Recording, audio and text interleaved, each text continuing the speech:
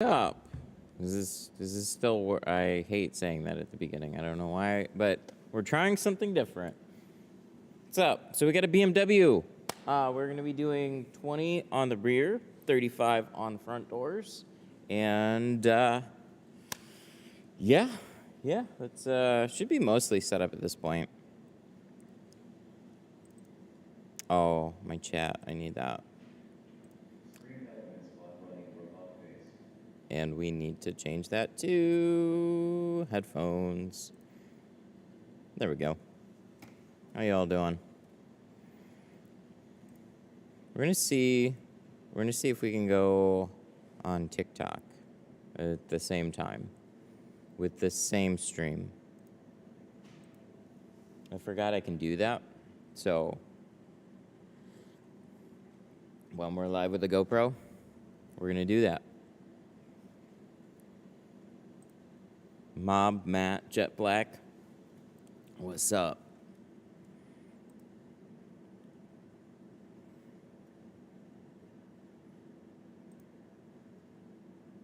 I wonder if I should do, no, we'll just leave it. Does this say 60? 1080p 60? Ugh. How do we, settings. No, I can't change it to 60. I tried reaching out via IG. Oh, I don't do anything on Instagram. Hardly at all. That's why.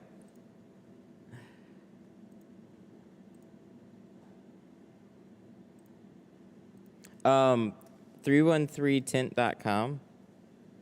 Let me... Oh yeah, I think I need this thing too.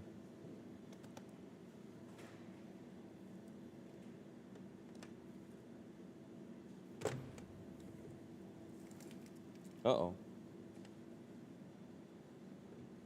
Oh, no. Okay, I'm going crazy. It's right here.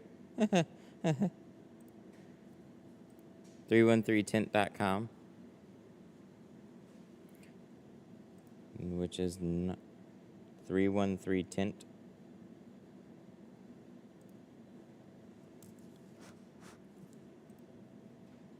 All right. Everything is broken.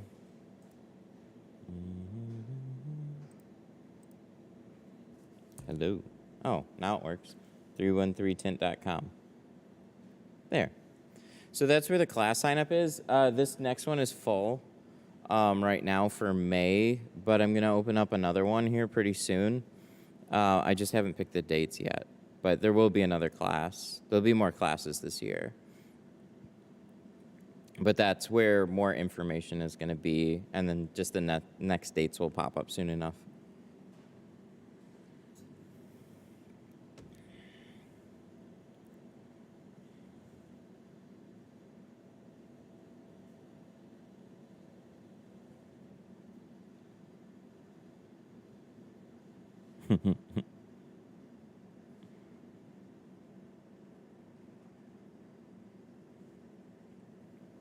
Almost 2 years since I started watching you. Now I work at a shop making great commission. Just found a small one-car shop to do my customers on the weekend. Life's good. Hell yeah.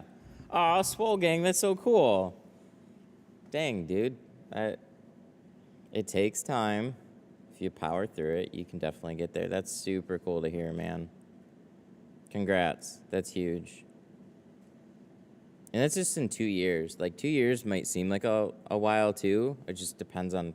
Oh, man, it goes so quick. Especially when you get old like me. Thinking of offering Carbon Plus ceramic. Is it a bad idea, or should I add Pro Nano also? I would pick one or the other. They're competing with each other. So... just sample both of them. Pro Nano is going to work, in my opinion, it works a little bit better on heat rejection. But if you want like a nice, even color tone across the entire range, then Carbon Plus is going to look a little bit better in that regard.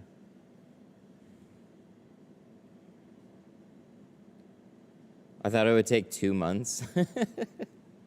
Yeah, I mean, any skilled trade will look fairly easy. Window tinting is not just that pick up and go. But the trick with window tinting is once you learn how to tint, that's what keeps so many people out of it. It's that first year barrier to entry before you really pick up and go. But that's awesome, man.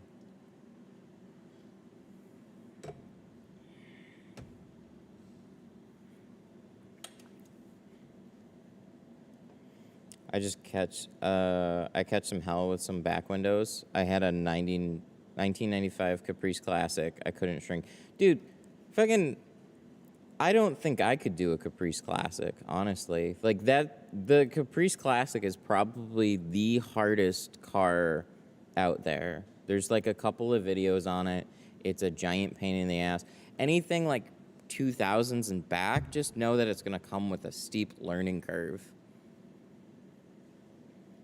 Not everything, but most things is just like you get these oddball cars that have hung on forever, and then somebody has like an old beat up one they want you to tint for like $150, and it's just it's that type of work. It's just not worth it.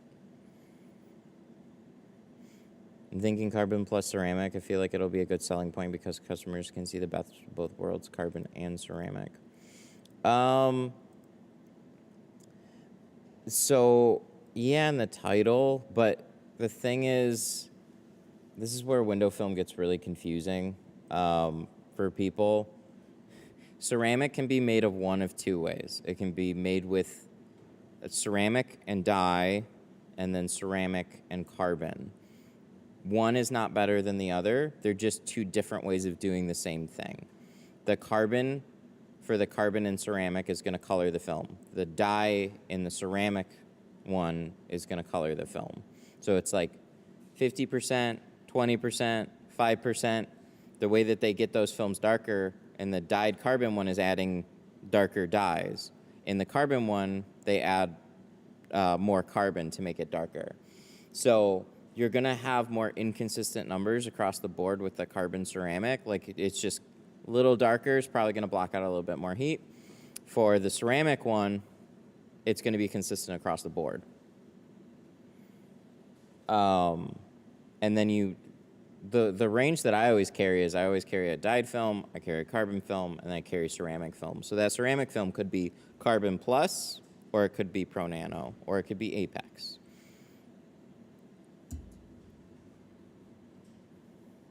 All right, we're going to get started here. I spent a lot of time fiddling with my computer, but keep asking questions. We'll get to them. I'm going to try and go live on TikTok here and see if that's just one dumpster fire or not. Do you like cutting by hand or using a plotter more? If a plotter was more consistent, I would use exclusively a plotter. Hand cutting is just one of those, like, you can't beat the precision of hand cutting per car, because you're like tailor fitting that film to that particular window. Where with a plotter, it's like a pre-scanned thing. That's why they don't always turn out super consistently, and then it's just the quality of the patterns. But you're going to tint faster with a plotter. In most cases. All right, so now that we got the TV set up on my face, we're going to switch over. Bear with me. That is working. Let's move this over here. And then we're just going to click Go Live.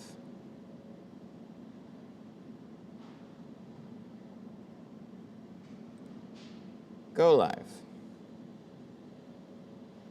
Sick.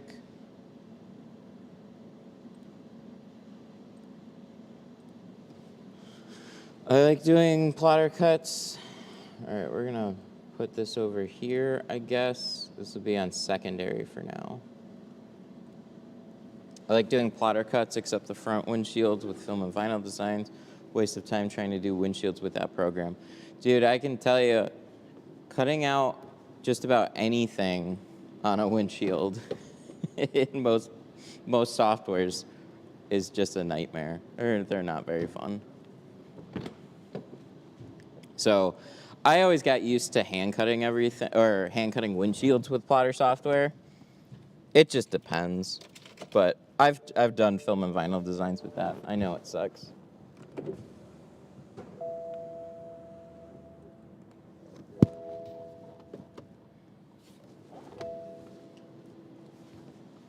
All right, so let's start prepping this. How's TikTok doing? Is TikTok even doing?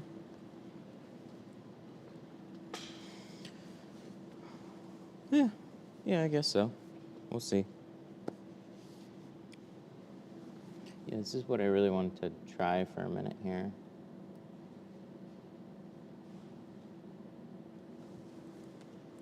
Well, it definitely works.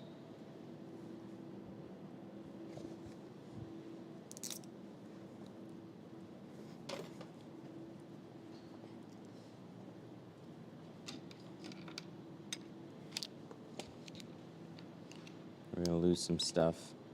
Is the microphone working?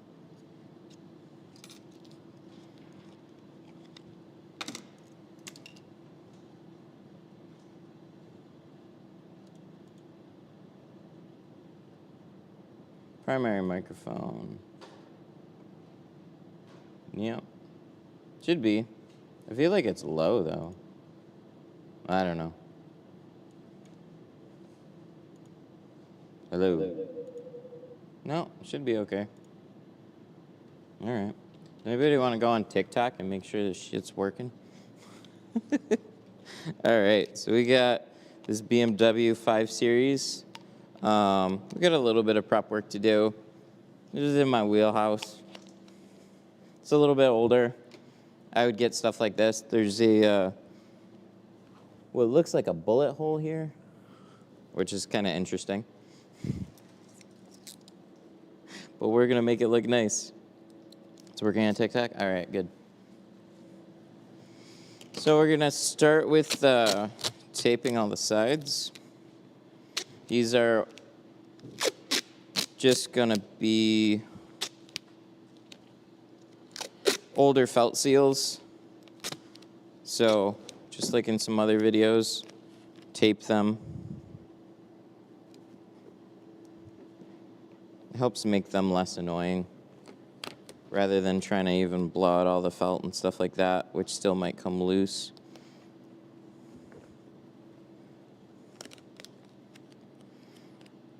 Who remembers when Matt used to tint at the glass shop? That wasn't even that long ago either. That's what's crazy. It really wasn't that long ago.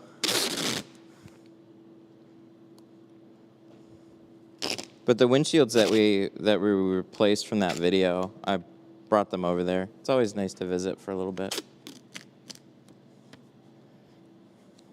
All right, good stuff. It's working. Perfect. I'm going to go back to this screen then. How do you eliminate specks while tinting over existing tint? It seems like it always comes out with contaminants.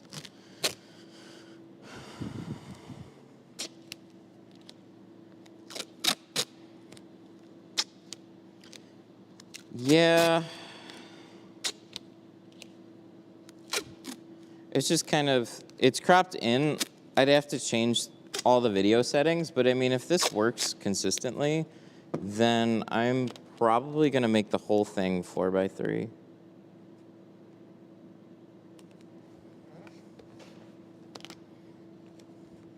No, that's true. A lot of people probably don't realize that. Yeah, I really haven't had this shop for all that long.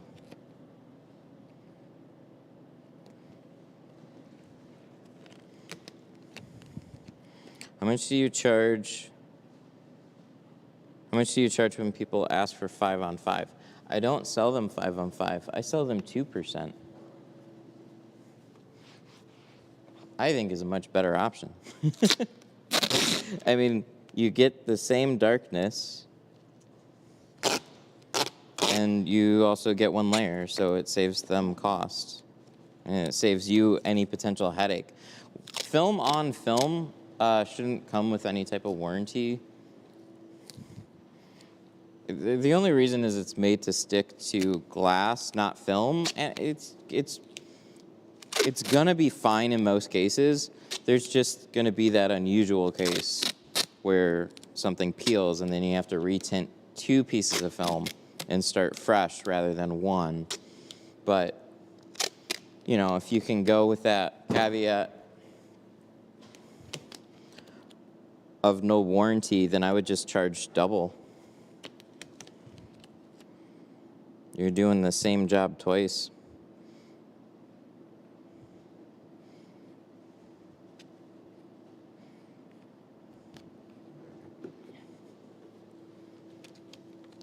I've tinted a handful of places in my day. Nobody's ever asked me for 5. Actually, just one customer. One customer asked me for 5, and that's when I put 2%. Other than that, no, they've probably had a couple. If anything, people ask to layer over something they already have just because, you know, hey, I bought the car, it's a little light, I'd like to go darker. And I can understand that.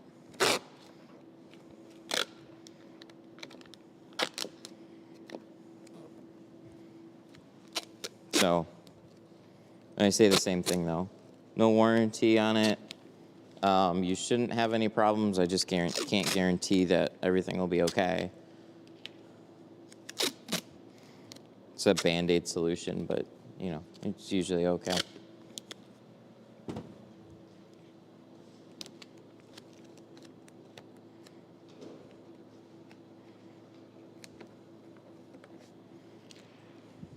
Yeah.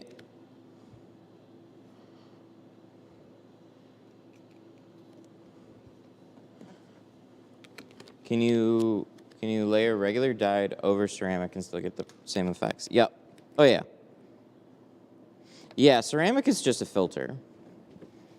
So look at all window films like it's just a screen filter. And you can stack them and they'll all still work. Like, I've been asked why not do 2 layers of ceramic and have double the ceramic. Well, there's Apex, and that's exactly what that is. They take 2 layers of ceramic in the film. So then you don't have to double tint it again.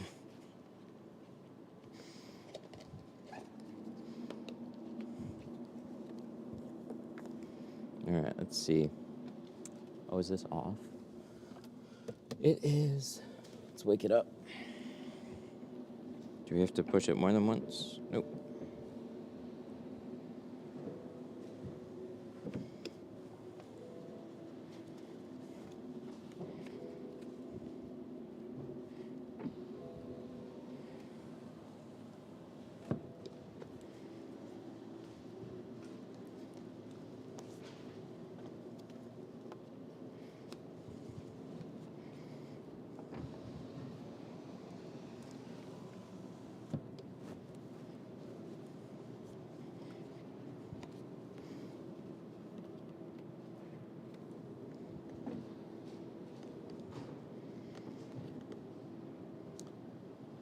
Suggestions on a camper. Want to be able to see out but not in.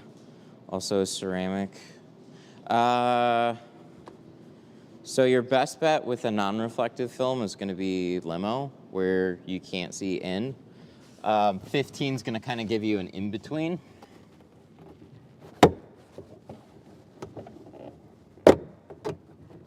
Yay, that came out easy. So on these BMWs, don't just pull forward. The lights look very similar to an Audi. But the BMW light, it actually has these little clips up here. Don't lose them. I'm telling myself that you, like, they don't even look like anything. Some of them are marked. But then you undo those, the whole thing drops down. And definitely take out the brake light, because otherwise you get this nasty area here. Cool. But pretty simple to take them out. A lot of them have those covers, but the lights look almost identical. They're just different in the way that they remove.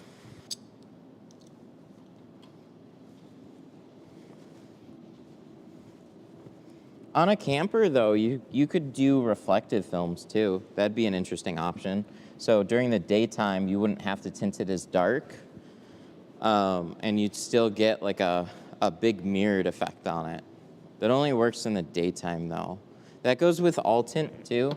So window tint works the same both ways, but when your light source, when you're driving around, is outside of the car. So that's why cars look darker on the outside, and then you get in them, and the tint doesn't seem quite as dark.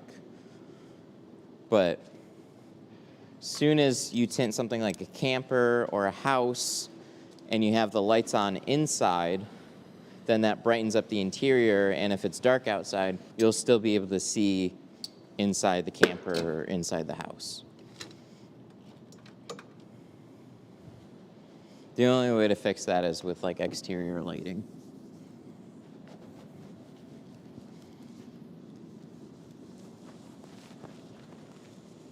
It would be nice if there was always like a one-way film, but there really isn't.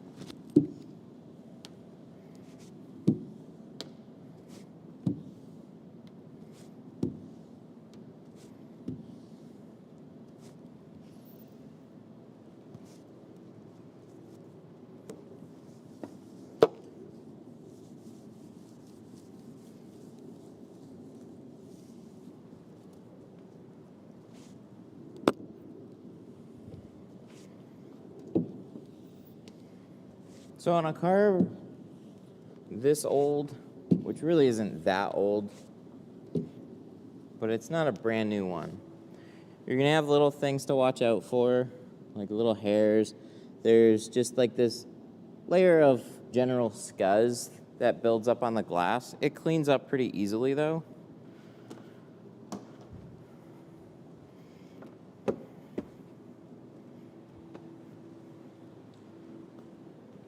What's the blue pad that you're using? It's to scrub it. Let me see here. I'm gonna move this over here just so I can keep an eye on it.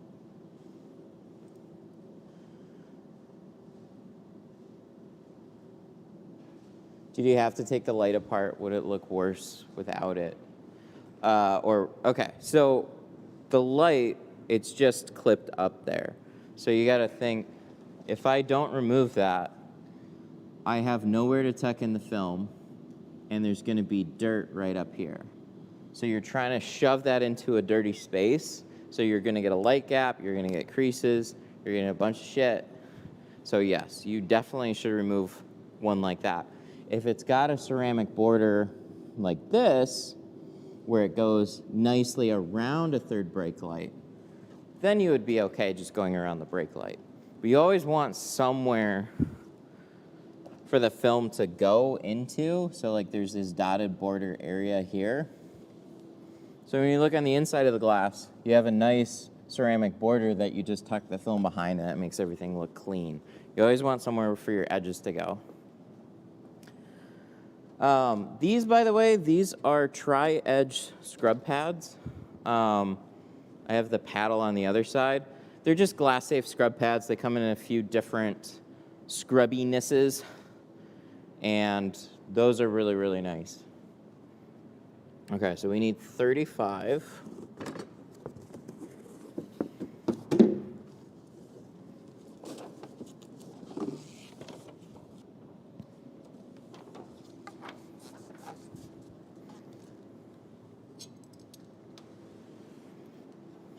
Where do you get them at? Sun Distributing. Whatever's on my mother campers works very well. You can't really see in even though the light's on, but it came from the factory. Yeah, I would contact the factory or whoever made the camper and ask them about the glass. See if they can give you any more information on that. So if it looks like a mirror, then it's a reflective type of film that's in there. If it's just a non-reflective, then obviously it's just a standard film, or just, coloring to the glass. And so it kind of gives you like a direction to look in for aftermarket stuff. Generally, most factory glass is going to be in like the 20% range. That gives you like some privacy.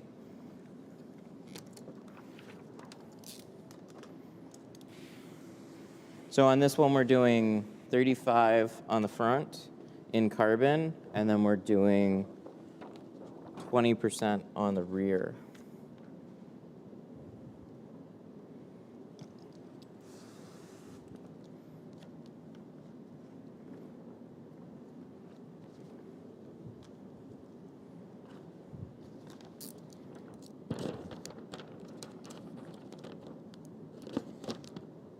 Why do I sometimes get small air bubbles in the film that I can't press out? It's most likely dirt specks. Dirt specks you can't ever press out. You have to redo it. That's just one of the things that makes window tinting a pain in the ass.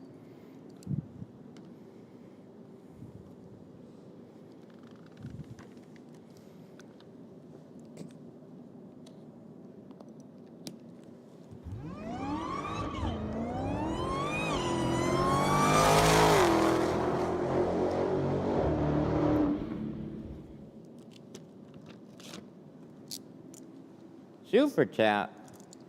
Here, let me switch this up. Wait, let me do this one. Oh yeah, scene 1. Does that work? Hey!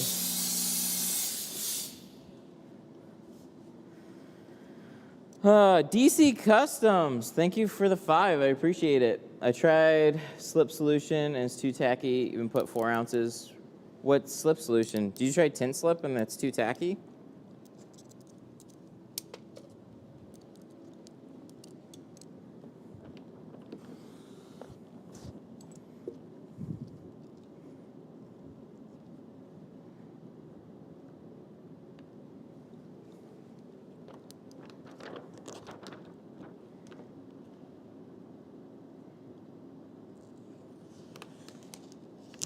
But thank you so much for the 5. I appreciate it.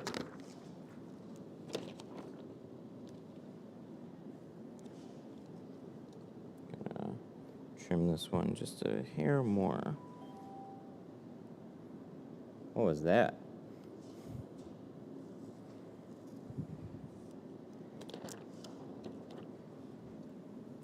Tried tint slip and it's too tacky. So what I've noticed is if it seems too tacky, it's generally on older cars, but that's no good. Some things that I've done to help it work better, but I don't like making excuses for it.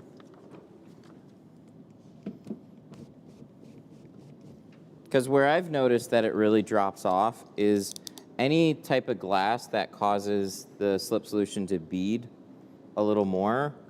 So I've said there needs to be some improvements with the way that it sheets on the glass. But anything that we've shipped out in the past month or so has definitely been like improved.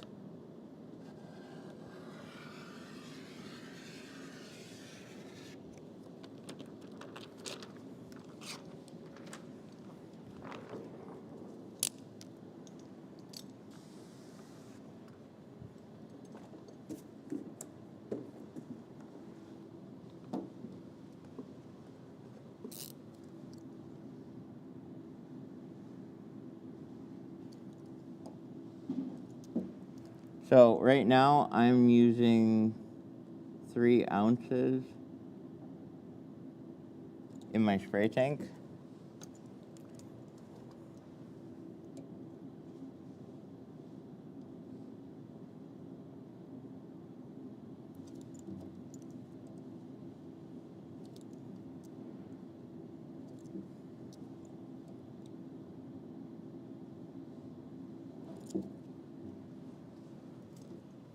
I use it on an 04 Acura MDX. Oh yeah, that makes sense then.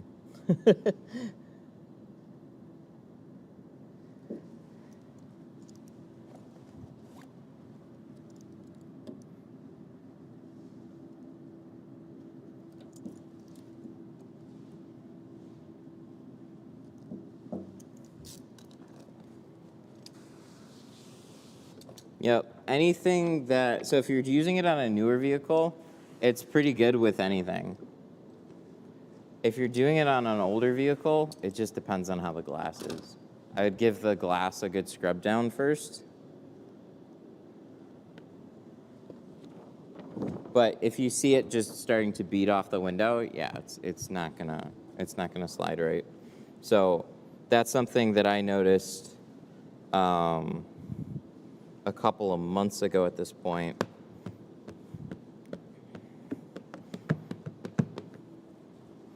And I said we need to make some adjustments to make it just sheet on those types of vehicles a little better. And he was like, well, we can make it as slippery as you want. I'm like, you definitely got to beef it up.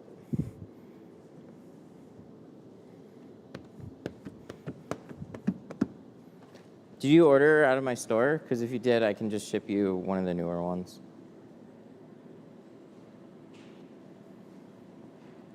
We can get away with less slip since you're two-staging. Probably wouldn't need more slip for bottom loading. Yeah, I think that's kind of true. Two-staging versus bottom loading, if you need to slide it a little further on the glass, it can get stuck. That's not fun. All right. So this is 35. We're going to put this back in the box. As for the front doors. And we need 20.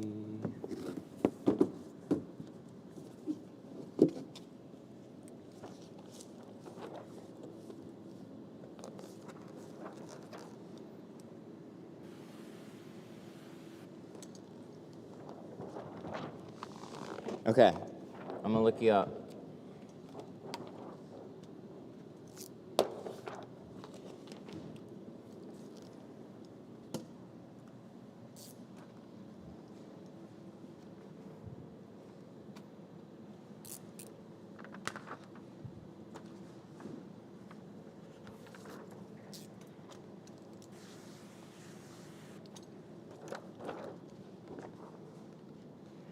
Yeah, let me screen cap that actually. I'm gonna make a note of that and then we'll ship you out a newer bottle and I want you to let me know if it works any better.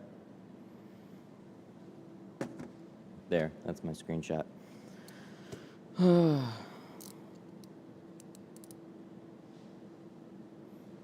Why are you hand cutting versus plotter? This is always a debatable thing. Plotters are a quick way to get through cars. Hand cutting is usually more precise. Well, it is more precise. So with a plotter, they're scanned in by people. So a window tinter cuts out patterns for a car. They scan it into a software, and hopefully they do some quality checking with that. But I'll tell you, they don't always do quality checking because they don't always have the car.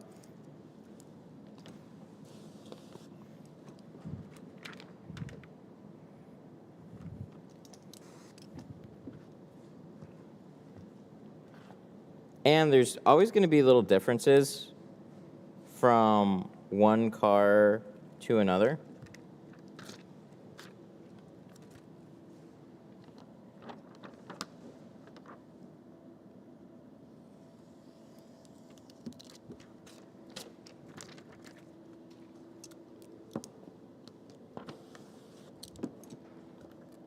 So if patterns are scanned for one car, and then you cut it out for like a BMW, so somebody scanned in patterns for a BMW 5 Series, and then you go to cut patterns for another BMW 5 Series.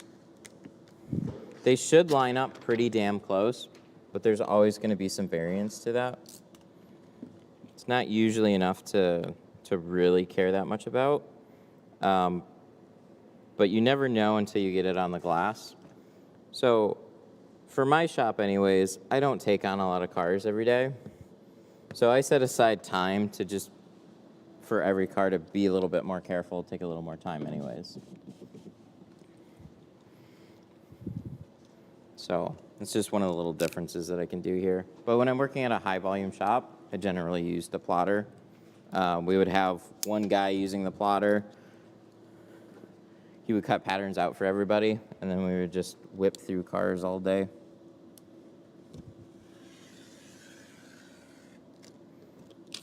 But not enough time, not enough care, and you run into problems. My new hybrid squeegee is delivered today, so excited. Awesome. Hope you like it.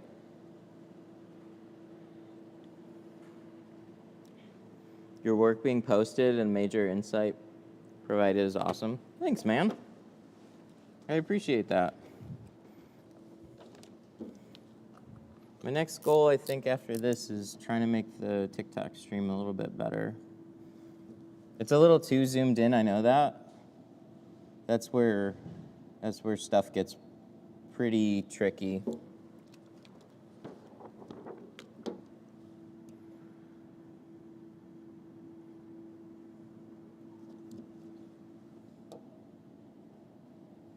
But if anything, you can see my cuts a little better. On a BMW, they should actually be really, really similar. It's when you get into like some of the cheaper cars that you really notice some differences in the glass. Or Chargers. Chargers are like wildly different from one car to the next. I've double cut on the same car, so it looks like I cut out one pattern here, but then we can peel these apart, and whoa, there's two patterns. So I cut both patterns on one side of the car, because they should be mirrored. But I've had Chargers where I cut things on one side, and I go to install it on the driver's side, and it's like wildly different. Because they're not very well built.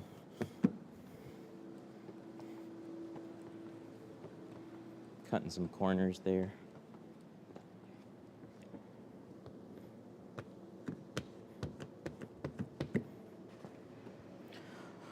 Okie dokie. I gotta pick a heat gun here.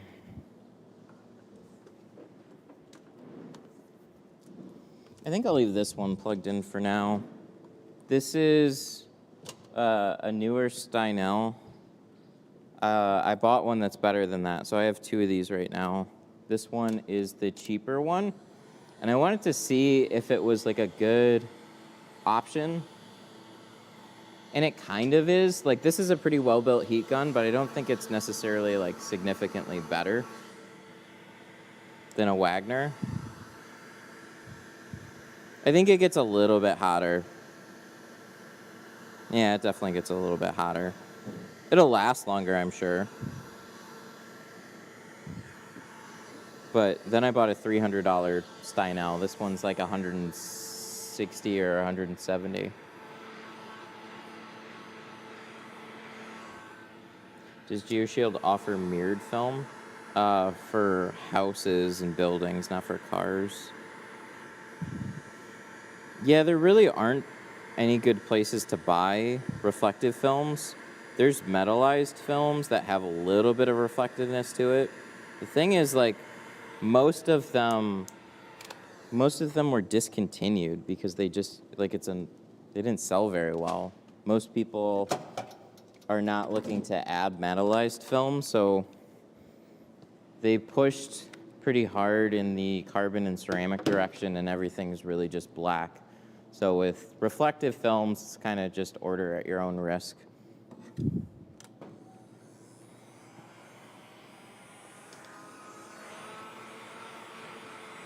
But this one, on the other hand, this is the more expensive one. This is like $300.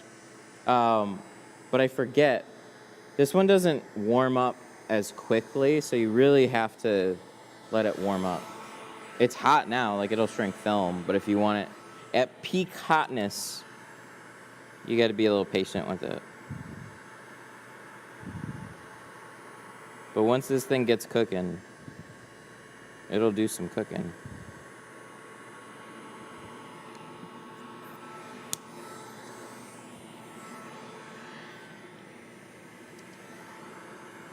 Do you recommend carrying more than carbon and ceramic tint for a shop? Oh, yeah. So that really depends also on your customer base. Because what you need to do is explain some value here. So I don't like to install cheap films. So there's like a few things that you could do. You could have like a lesser quality film with like a limited, like a year warranty. You could have, really that's the other direction. I guess more shades is the other thing, but this is Pro Classic. This is my color stable dyed film. So all these films have lifetime warranties. Pro Classic, then you get into C2 carbon, and then you get into a nano ceramic. So this is Pro Nano. So good, better, best. They're all gonna look similar. They're all gonna come in similar shades, like from 50, 35, 20, and 5. I have a few more shades in the carbon, but you're gonna block more heat the nicer film that you go. So that's best explained on something like this. So little heat box demo here. We're gonna turn on this. This is a BTU meter. So let me put it at like 300 here. So this is as if you were sitting in the car and that sun's coming through, your face is right here. So when you put your hand in front of here, the meter's at 300 right now. That tells you there's heat coming off of this bulb. If you were here to feel it, you'd feel heat coming off of it. As soon as we go to the carbon, that drops in half to 150. As soon as you go to ceramic, that drops in half again to where you can hardly feel any heat coming through. So good, better, best. How much heat rejection do you want? This one, we're doing our mid-grade, which is carbon, so all the sides in the rear we're doing for 350. That's the easiest way that I can explain it.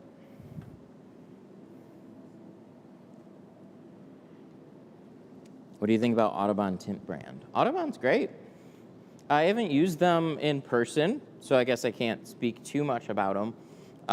But they've done a hell of a lot of marketing lately, and there's some very, very good people that have jumped on board with them that I know personally. Yeah, I got nothing but nice things to say from what I've heard. I like the stuff that they're doing right now. It's super cool to see.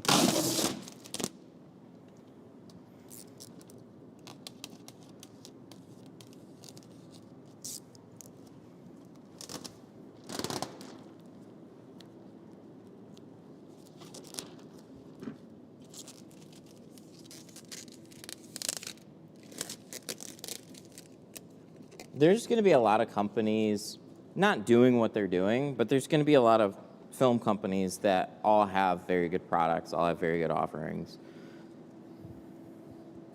Best software? Software is a hard one, man.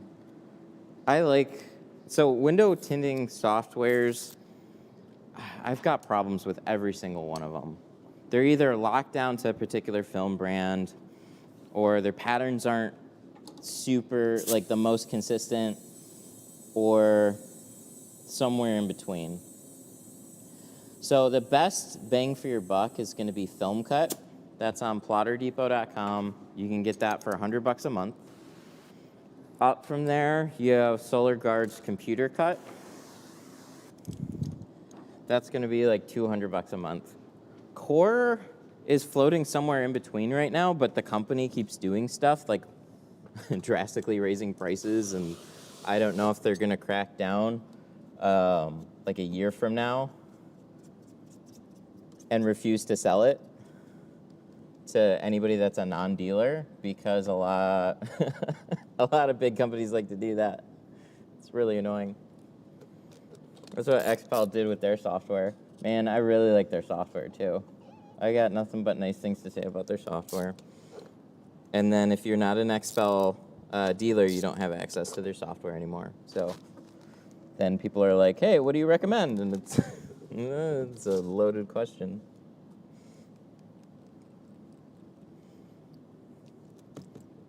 But the best way is always by hand, because then you know exactly what you're getting. It just depends on if you really need high volume or not.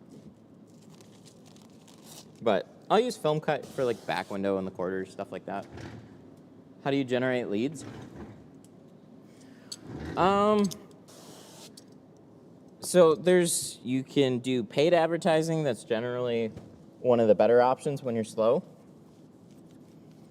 But always have a good, clean website with lots of information about window tinting.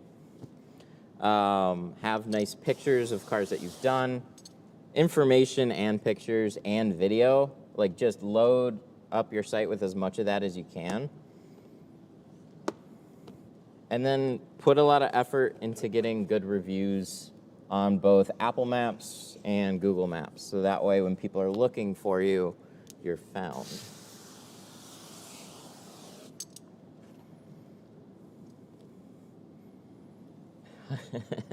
Hire a sign spinner to stand on the road.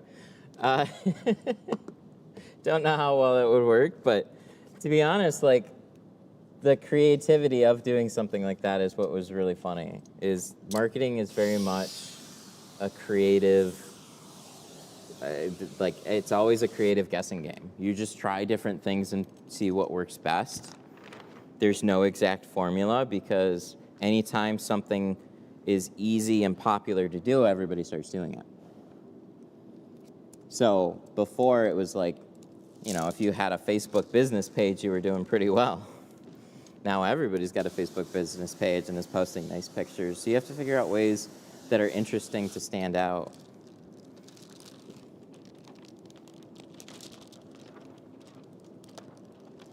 Do you have any contracts with dealerships? Dealerships is a mixed bag. They can be very worth it, but there's a lot of bad dealerships. Kind of goes the same for just window tinting accounts in general. So I did mobile tinting for a while. And I'd run around from shop to shop tinting cars. And what we found out worked best for us anyways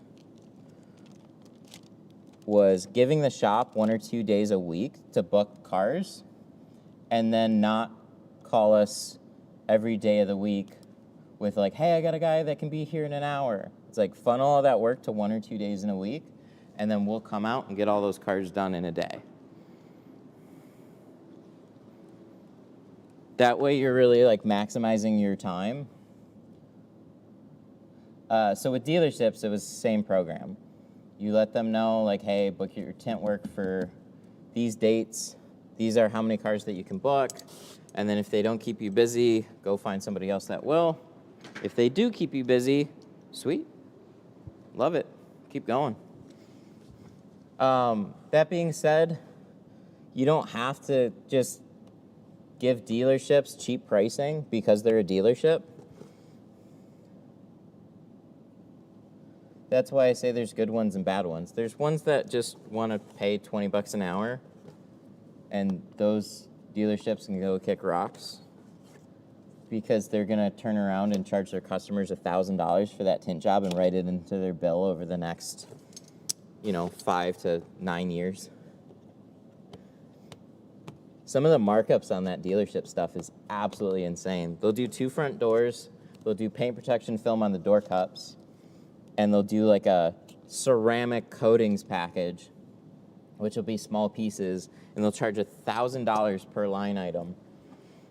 And then they'll mark up the whole package at I've seen as high as like $6,000,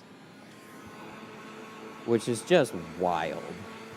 You'll get ceramic aftermarket. At the top end, you're gonna be paying, like here, I do front doors for $200 to $250. It's not a hard job.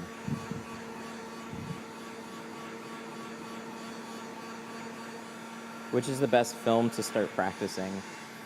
That has kind of changed over the past couple of years because inflation has made some cheaper films not very cheap anymore. But honestly, if you want a dirt cheap film that I still think is great for practice, T-View from Amazon is a solid practice film. It's like 90 bucks a roll. What you want to find is a dyed film for practice. Find a 1.5 mil. T-View, I think, said 1 mil, but it really doesn't feel like a 1 mil. You want to, like, most films are 1.5 mil, so they feel just a little bit thicker. You want to go with something like that because that's what you're normally going to be installing. So you're going to learn the most from it.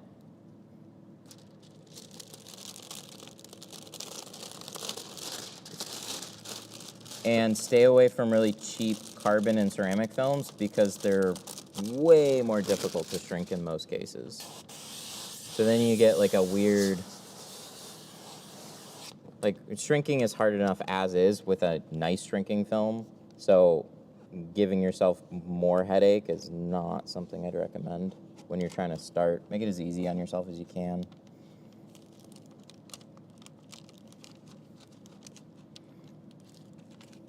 Also, join the Facebook group. I don't like that it has to be a Facebook group, but Facebook, window tint stuff on Facebook. We have a community of like 60,000 people. It's all free. It's people helping out people. I post videos in there. Lots of people ask questions. How do I do this? How do I do that? Definitely recommend joining.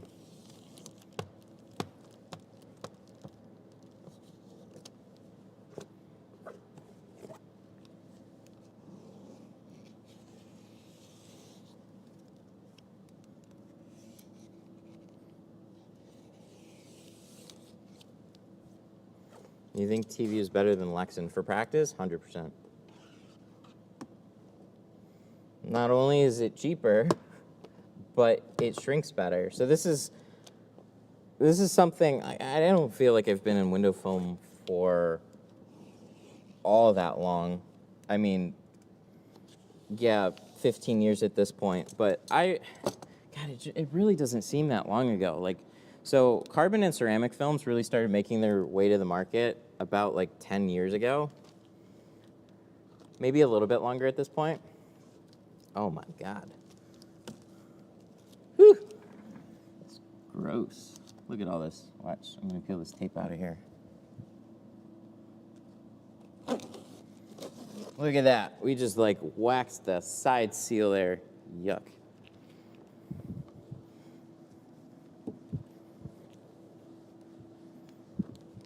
So the early carbon and ceramic films were notoriously very rubbery and slower to shrink. It's not that they shrunk bad, it's just that you needed more heat and you needed more patience. So cheap carbon and cheap ceramic films still are like that for the most part. They're just more annoying to shrink. They just take longer. It's not as consistent. So in the very beginning, the film shrinks really quickly out towards the edges. The shit starts slowing down a little bit. So you just have to be more patient. And when you're trying to learn, don't spend any more money than you have to. I'm not suggesting you go buy a high-quality professional film to learn how to tint. No, you're going to throw so much of that in the trash anyways, it doesn't matter.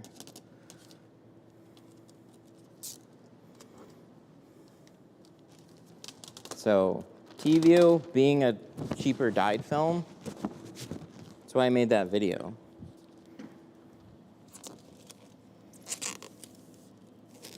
It'll shrink easier, and it'll be more in line with what you can expect from like a better film, but it happens to be cheaper.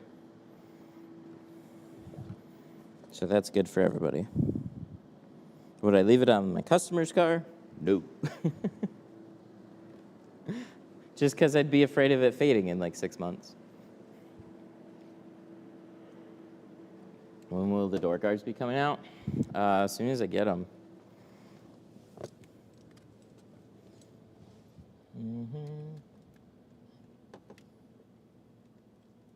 Off.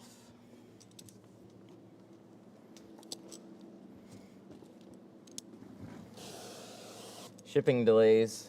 I thought I would have had them by now, but they are not here yet. So we're still using what's left of my carpet shield, and yeah, hopefully they work out too.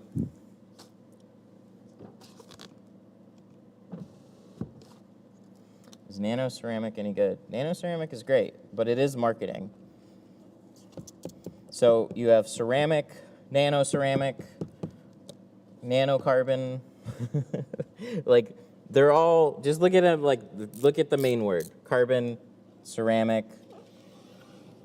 Doesn't matter if they say nano-ceramic or nano-carbon. Like, so there's like two categories there. There's carbon, and then there's ceramic. Carbon is decent, ceramic is best. So, yeah, nano-ceramic is great. But so is ceramic. It's the same damn thing, just different marketing terms.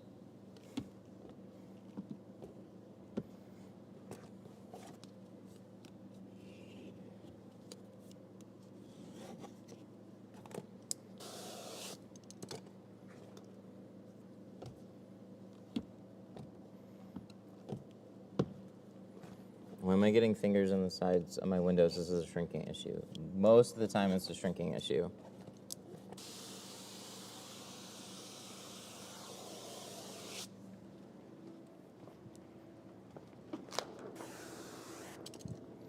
So we already snap shrunk these. I should probably do that like one at a time when I do these live streams. That way you can see like everything with every window.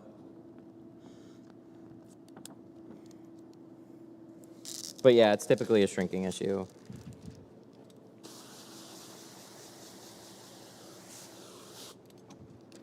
What's your thought on Global? Global's a good film. They just dropped the ball on branding. So they're like a really good film. That's how Expel took over so quickly. Basically like, hey, it's Global with better branding. So, yeah, I'll take some of that instead. That's the thing. Like, most people, they shop film types and terms, and, you know, it's like, hey, they think it's iPhone versus Android or something along those lines, and it's not. There's lots of good film companies that have good films that you wouldn't be able to tell the difference one film to the next. You just want to stay above a certain range is all.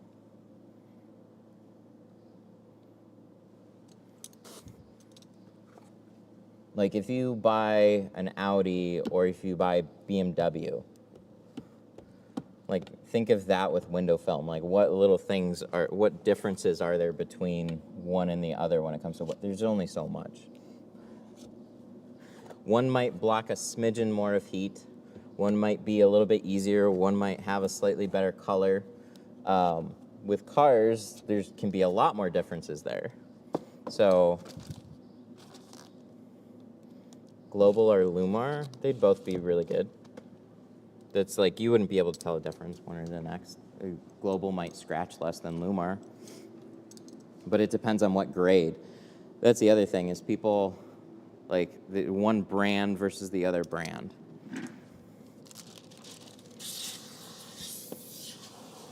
Like there's way more to it than just one brand to another brand. I could be shopping somebody's cheapest film here and somebody's most expensive film over there. So some will have, like, their lower grade films might be a little bit better than the other company's lower grade films. Like there's too many little differences. It doesn't matter all that much.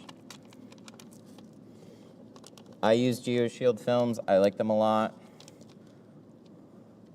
Are they the best? I mean, yeah, for my business, I think they're great. A lot of people like them. But if you were to put their film right next to a lot of other people's films, I think their new Apex film would stand out. And a lot of the other ones would like, yeah, oh yeah, it's a great film. But would you be able to pick it off of a blind shelf? I don't know. Hard enough to tell the difference blindly between regular film and ceramic. It's all about the heat.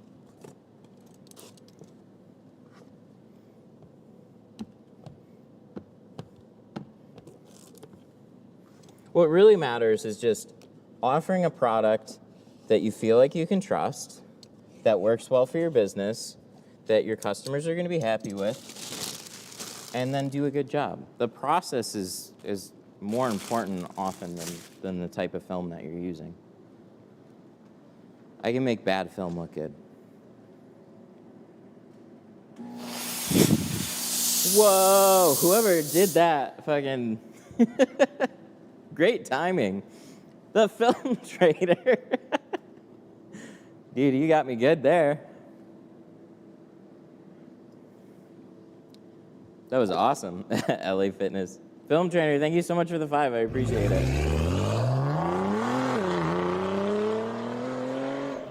Hey, I got an email from somebody from Matico. So thank you for that. GDI dropped the ball real hard. They said, no, we don't need anything.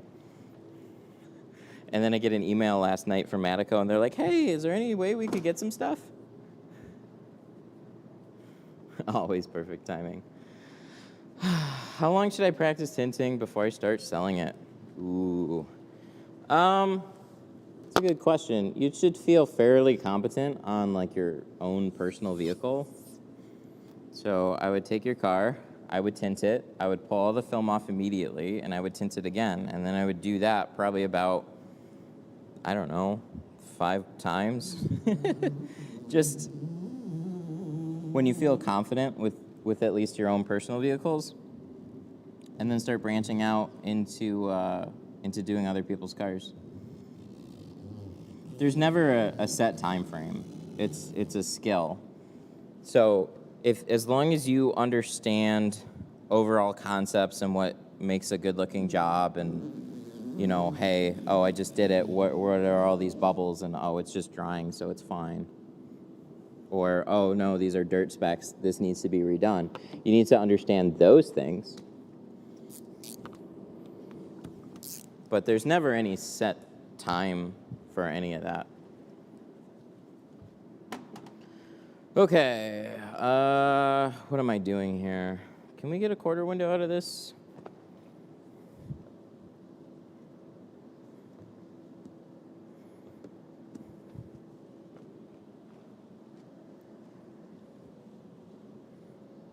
Wonder how tin slip will work in hotter weather. Well, this past week it was fine.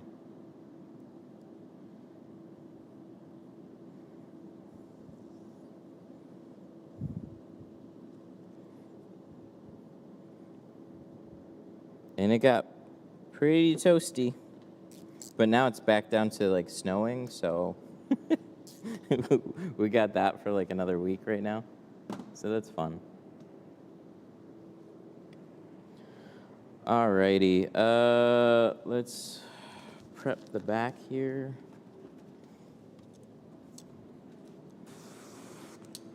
I don't have a good way to manage chat on TikTok, unfortunately. What is the name of the white tape? Glass Aid.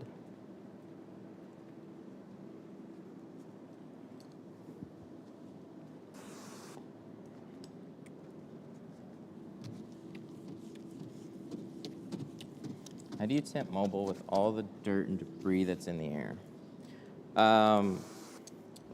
You need a way to manage it, and that's what gets really difficult about mobile. I don't ever tint outside. I don't think it's a great... Oh, we lost that.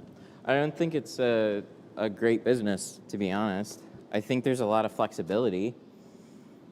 My favorite type of mobile, though, is going from shop to shop. Hardest part is getting the next job when you're really mobile, because you have a lot of things that are in the way. So you have to... You book the customer, you go out to the job, you find a spot to tint, you tint the car, then you pack up your stuff, and then you go somewhere else and tint the next car. You always have a bunch of steps in the way of between you and the next car. And what really is efficient is having everything in the same location. So even when I was doing mobile, running around from shop to shop in a day, yuck, that wasn't the most efficient. What was really efficient was when we gave those same shops 1 or 2 days a week to book us cars, and then we would give them slots to book those cars, and then we just go to one place. They have a bunch of cars already lined up, so then I'm not jumping back and forth between stores. I just go in, I do a bunch of cars, I make a bunch of money doing it, and then I leave. Traffic's not a thing. Mileage isn't a thing.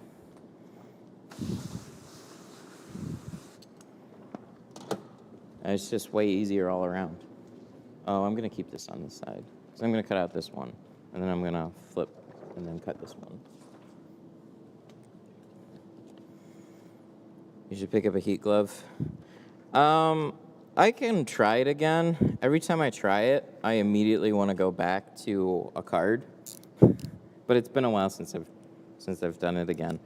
The reason why I don't like tinting with gloves is because they're annoying. That's why I like the felt card so much. I like being able to like smooth out, especially some of the stiffer ripples and stuff, smooth them out and push them forward with a card.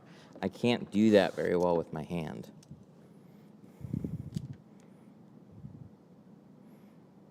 So it's just a different way of doing it.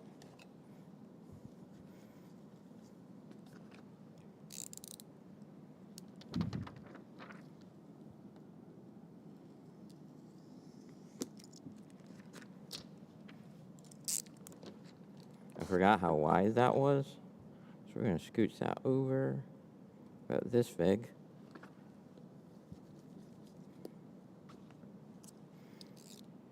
I hate dot matrix. What's the correct procedure to get this spot on?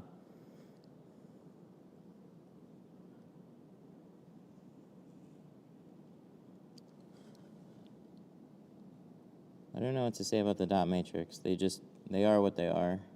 You just want to go past the dots and then leave the dots alone. Whatever they do is whatever they do. Is it easier to generate leads with a shop? Yes. Reason being is because you have a physical location, and when you're generating just cold leads, I mean, when you're mobile, like the other side of it is like you have to hustle. So as long as you have a good hustle, then you'll be able to get leads.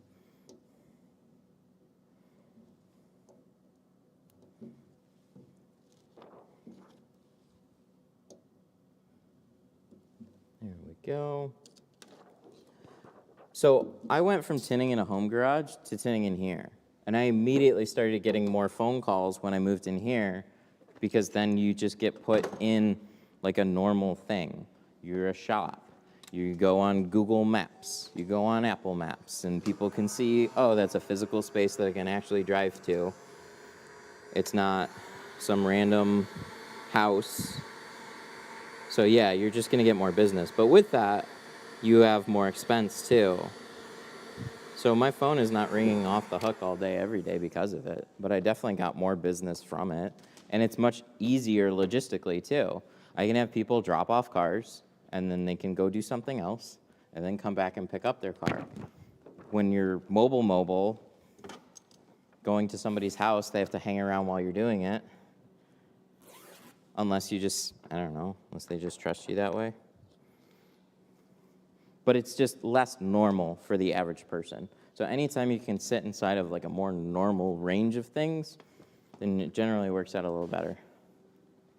Like, think of you going to a mechanic. Do you go to somebody's house, or do you take it to a shop? What are you comfortable with? And generally, customers think that way too. I like the hard card with felt strip for shrinking. I think that's a really, really good option. So these felt cards are like somewhere in between there, but I agree. I really like the hard card with a little felt strip on it. Both of them are really solid options. It's just personal preference. If you want something that's a little bit more forgiving, then felt cards are going to be better for that. Hard cards are going to be more aggressive, but hard cards with felt strips are kind of like pushing a little bit harder, but that's a good thing when you know what you're doing.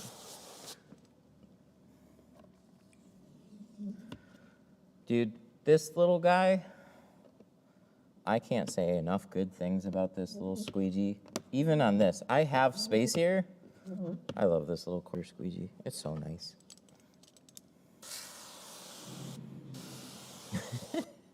He used a rubber chicken as a squeegee. That's pretty awesome. I used a spatula for a video once.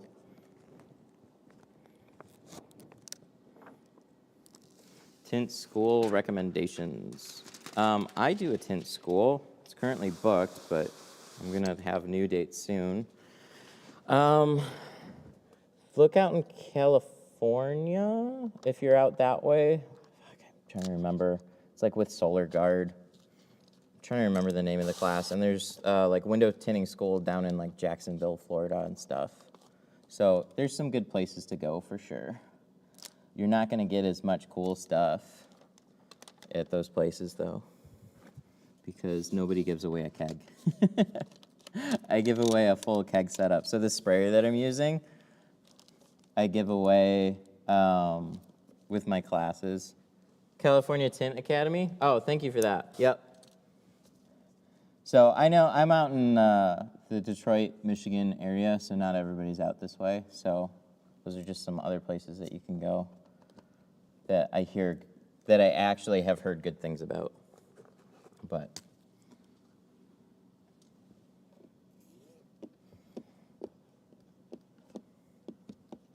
I put a lot of time and effort into the classes that I run. I'm just not, I don't run that many of them, so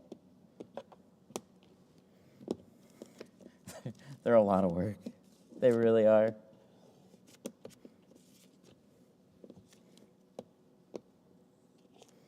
We'll go live, though, I think in the next one on Shrink Day. That was really fun. We did that on TikTok last time. So while everybody was trying to learn how to shrink, I was just holding my phone while we were doing that. That was cool. Are you doing windshield protection? No.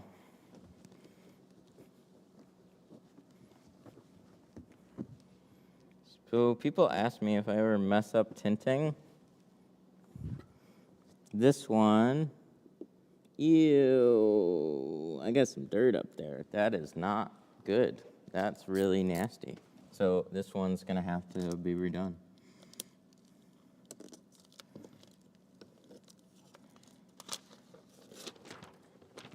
Yuck. So even when you go through all the steps, it was just the way that it was put up there. Dirt can hide a lot in that top corner. So we're gonna recut it out and we're gonna do it again. Probably could be a little slimmer on the pattern too.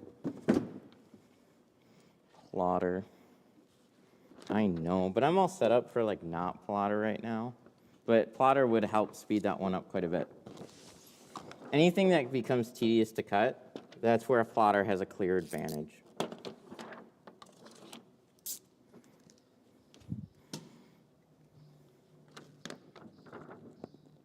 But it's not going to take us that long. It's actually probably going to take longer to bring up the car at this point, because I already have the pattern. It's right here. So I can take my old, useless pattern.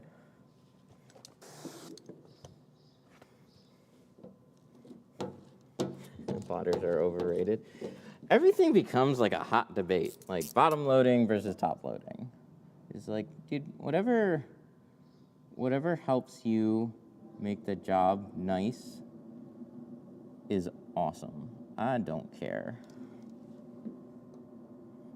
But people always like to make teams. I'm anti-team. I'm very much process. Whatever is the best, most efficient process for you, go nuts.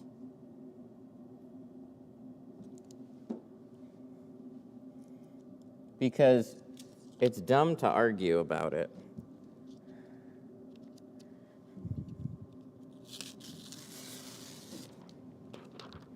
That'll be my next blog post.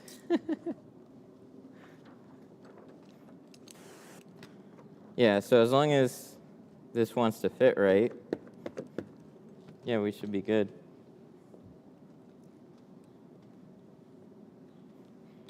It is super chat I went through, but I don't see it on here. I didn't either.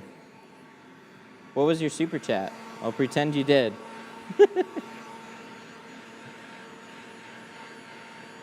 Do you recommend any tint school in Detroit? I'm like the only tint school in the Detroit area. I'm not in Detroit, but yeah, man. Sterling Heights. There's like, I don't know of any other tint schools in Michigan. So I'm a little biased to mine then.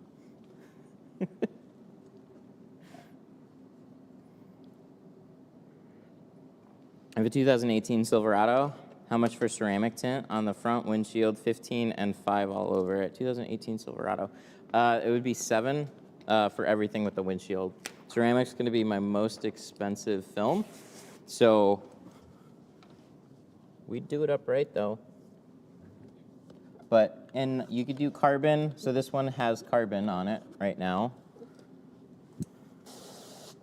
So everything with the windshield in this one would be $550. And then everything with the windshield would be $450 with my standard film.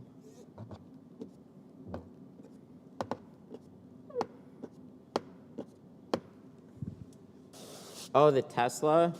Oh, dude, I am so pumped for that car for a number of reasons. One, it is literally the cheapest, like here's what's wild. It's literally the cheapest lease option right now. So I went with a standard rear-wheel drive one, which, other than all-wheel drive, which is a little upsetting, but that's fine, and a wheel? It'll be perfect for the class. It'll be perfect for the shop.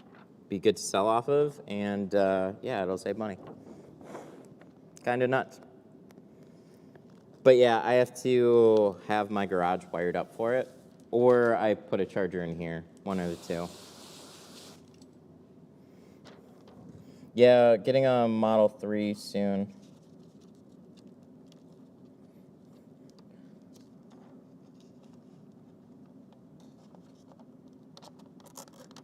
Rear-wheel drive more fun too. I think since it's heavier, it should be better in snow. So it's not, and like it's got an even, like it's got the battery pack weighing it down. More weight towards the rear on that, so it shouldn't matter as much. But we have the Explorer in case it sucks that bad.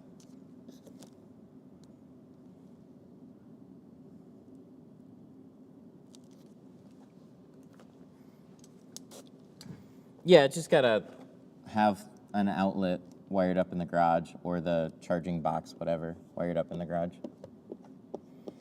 How much are the payments? The Model 3 is $515 a month with $1,350 down.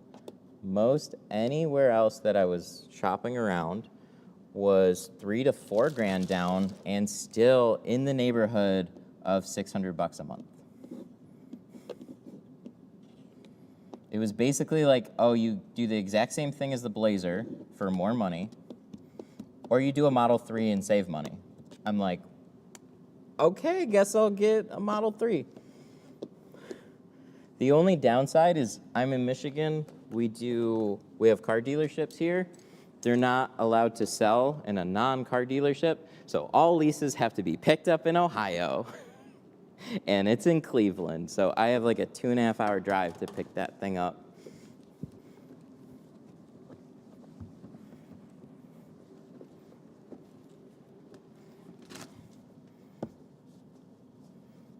This one turned out much better.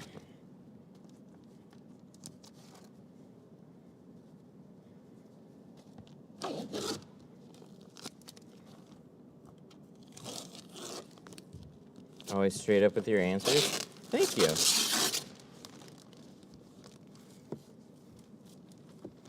It's no fair because people that buy, if you buy a Tesla, then they can ship it in-state.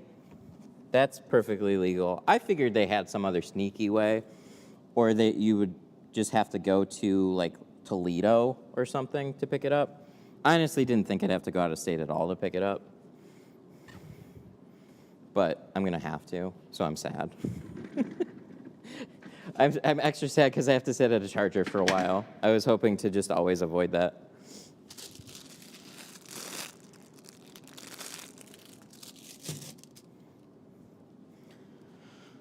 So less down payment, lesser the monthly payment? No, for whatever reason, a higher down payment, like a high down payment should mean the vehicle just costs less month over month. But with a lot of cars right now, it's like something that's halfway attractive still is like you're putting $3,000 to $4,000 down and it's still like dumb expensive. So I have an Explorer right now. We put $1,000 down. We're paying $650 a month on it. My other option was I was literally gonna go lease another Explorer. I'm like, screw it, I'll get two.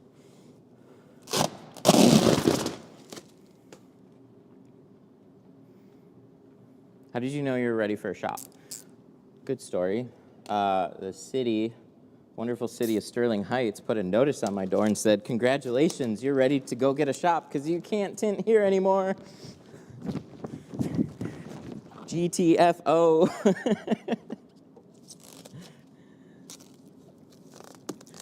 Yeah, so the process for getting the car was incredibly easy. You go to the website, you pick the car that you want or you build one, you put a deposit down, and then you jump over into the app, load up your account, and then you start going through all the finance stuff. You don't even have to talk to anybody.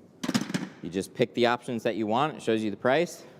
You upload your license, and then you get a notification saying if you're approved or not. It all was done within like 10 minutes.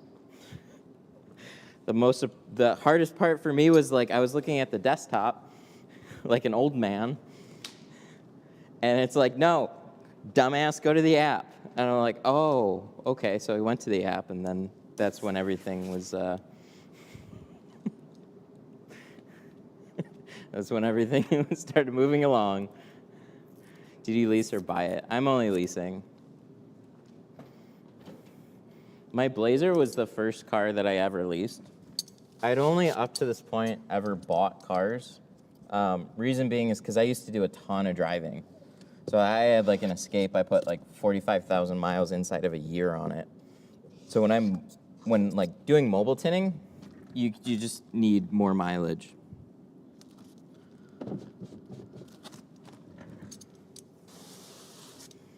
So now that I live fairly close to the shop,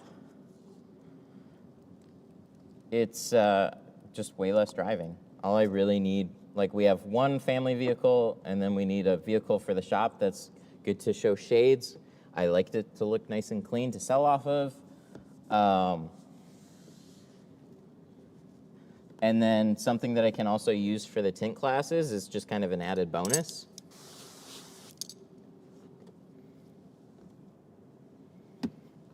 So I kept looking, and then kind of, I saw they drop prices again, and I was like, oh, it's probably still going to be like, I don't know, $700-800 a month to lease one, but everything else was. So then I go over there, and then it's like, it's going to be $450 to lease, and I'm like, wait, excuse me? But once you go through the financing, which is pretty easy, it just shows you. It's like, oh, it's actually with this, that, $1,350 down. It's really going to be $515, but it was still like, what? That's like $80 more expensive, so not bad.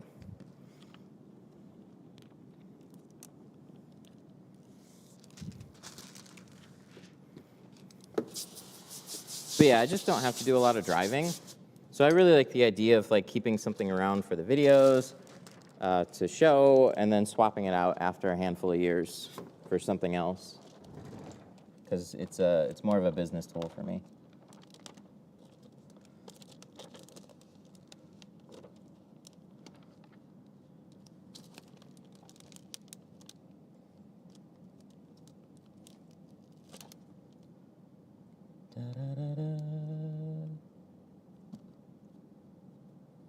How do you read the comments while you tint? I have a headset, actually. TikTok is a little bit unfortunate. I should maybe put my phone on a tripod or something and just carry it around so I can read the comments better on that. But TikTok has like their own streaming program, and I don't have a stream key that I can just plug into the current program that I'm using, which sucks. How much to do a full car like this in carbon? Without the windshield, $350. Carbon's like a great value. You get about 50% added heat rejection, depending on the shade that you choose. Nice. You get added heat rejection, which is awesome. There we go. The doors always have to like wake up. And it doesn't cost much more to get. Some shops start with carbon as their entry. It just kind of depends.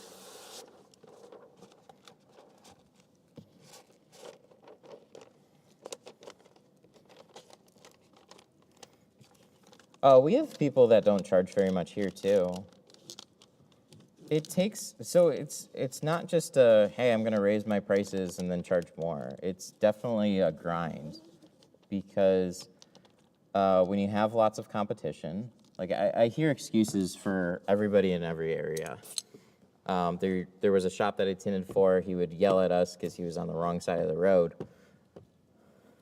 It's like, that's why, like we're on this side of 8 Mile, we should be on that side of 8 Mile, and then we would be as busy as that other shop down there. It's like, no, people don't really care that much.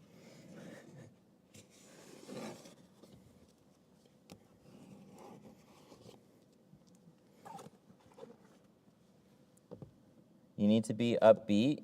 You need to put some time into your customers. And it helps if you have nice information about what you do. So there's a number of things that you can do. But it's definitely not instantaneous.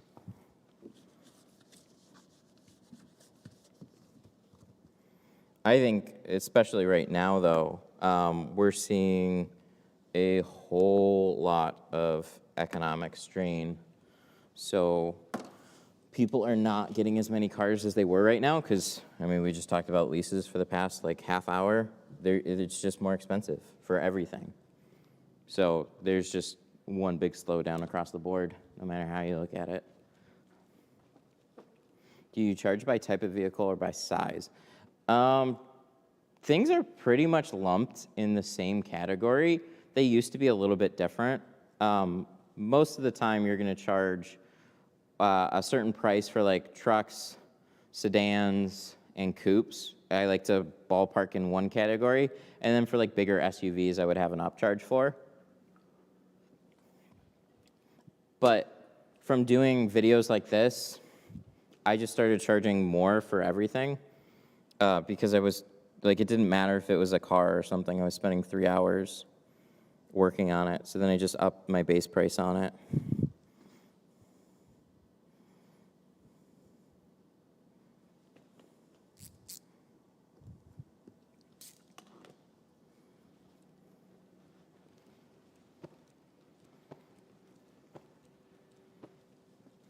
But I still get people that call and say I'm too expensive. I actually had a couple of people call yesterday and say, wow, you were the cheapest that I've called so far. And I'm like, damn, I need to raise my price. I get it from both sides.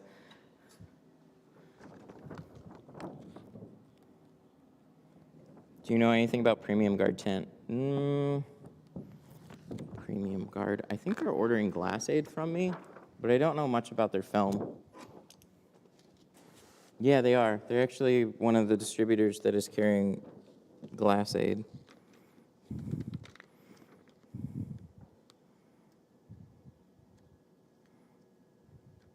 Yeah, they're one brand that has escaped me. I don't know much about them at all.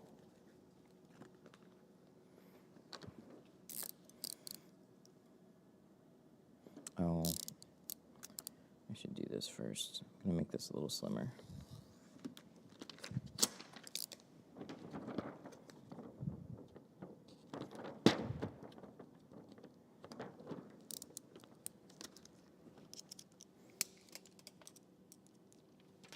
Somebody in the chat uses them? Nice. How do you like them?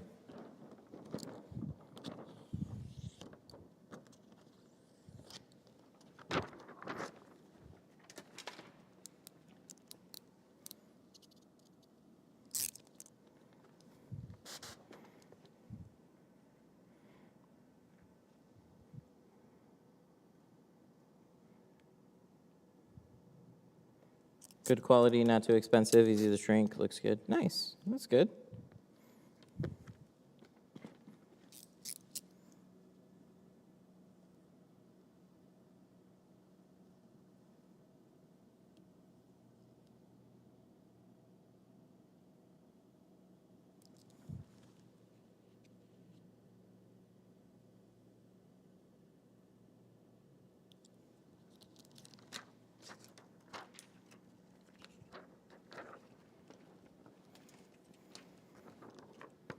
Why don't you ship to the UK?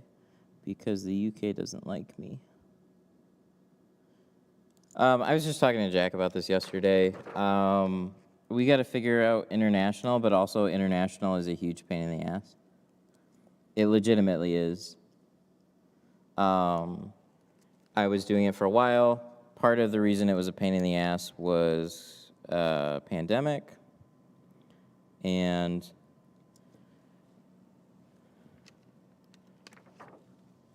it's still not super straightforward because something can just get destroyed or lost in customs or take months to arrive, and I have no good reason for why that happens. It just does. So then customers would get upset at me saying, oh, I thought it'd be here quicker. Oh, it still was expensive. Why is it taking so long? Oh, my package got damaged. You got to ship me another one. Oh, I didn't know I'd have to pay VAT charges. So it's just there's so many little things in the way. And now we have products like Tint Slip, which is a liquid. So that doesn't make shipping any more straightforward. So for now, I've tried it. It's not fun. People got upset.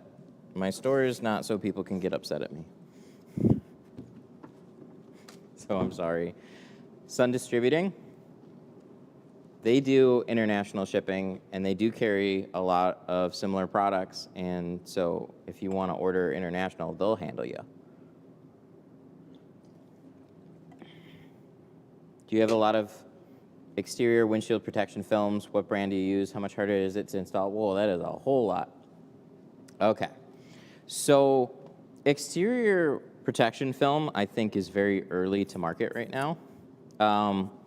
It's really for very primo vehicles. You're gonna charge more for it, in the neighborhood of like $500 to $1,200, depending on the difficulty of the car.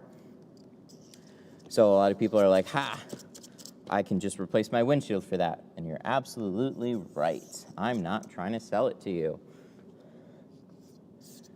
What it's really for is for Mr. Bugatti, who doesn't want his windshield broken because it's going to be very expensive to replace, and it's going to also take a long time for it to get replaced too, because it usually have to be ordered from overseas.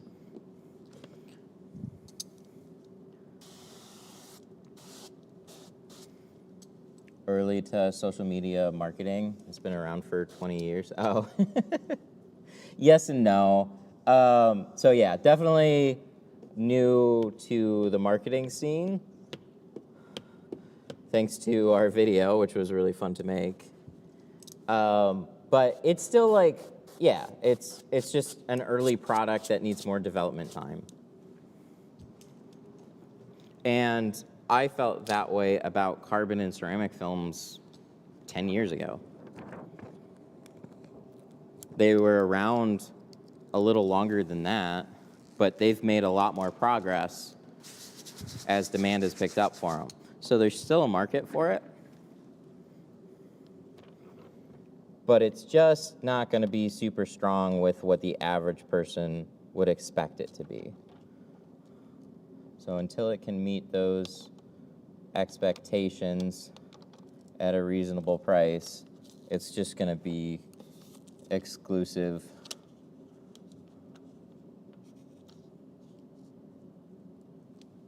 There we go. I'm currently testing the clear version. Ooh, let me know how it is.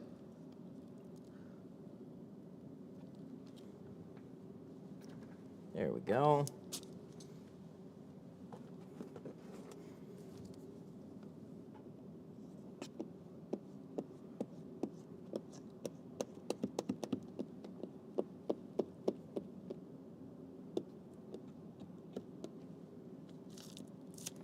Does carbon block out the heat? Yep, just not as much as ceramic, and that's plenty okay.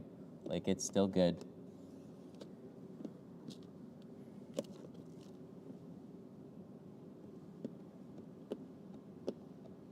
Can you read what's the question?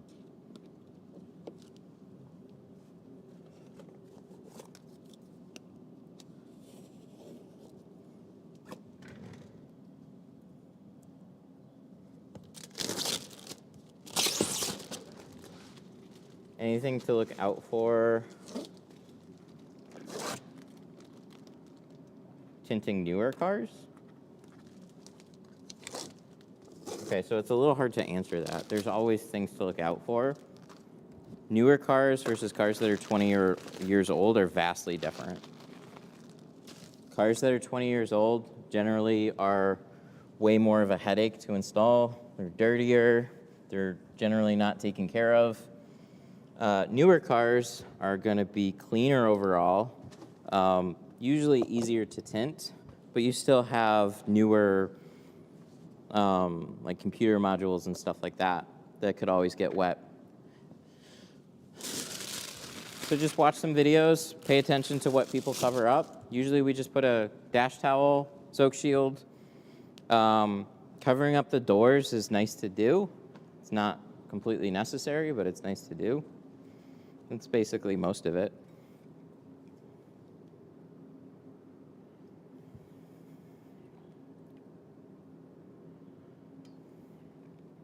I wish I could afford ceramic, but I can only get carbon, which is fine. I want privacy.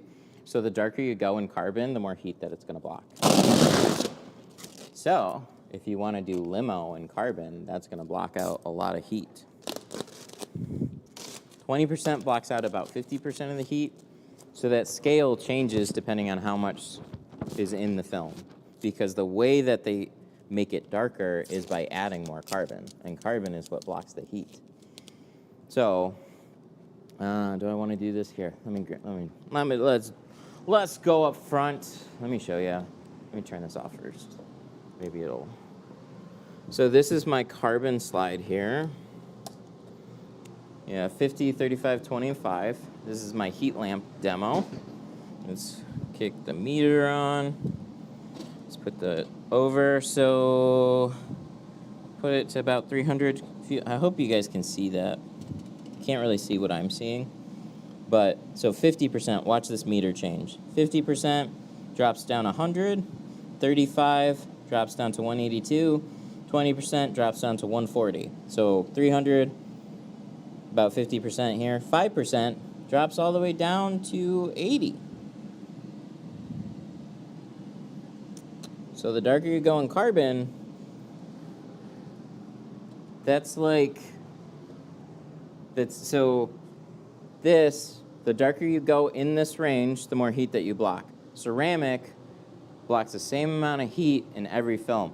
So with ceramic, you can go really light and still block a ton of heat. So there's a little hack there. Go 15 maybe if 5's too dark for you. But get a little bit more performance out of it without having to spend any extra money.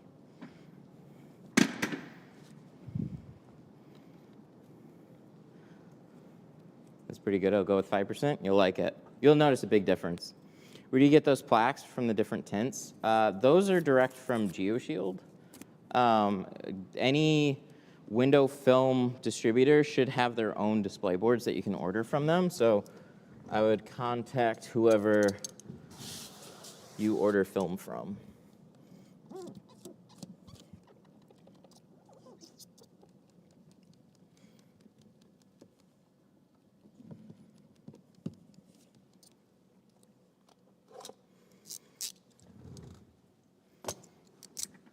Geo just ordered me a whole bunch of flat glass meters and stuff that we're going to play around with here pretty soon. They want me to do a presentation at their flat glass event. And I just found out yesterday what it's really going to be like. They're like, you got a 30-minute spot.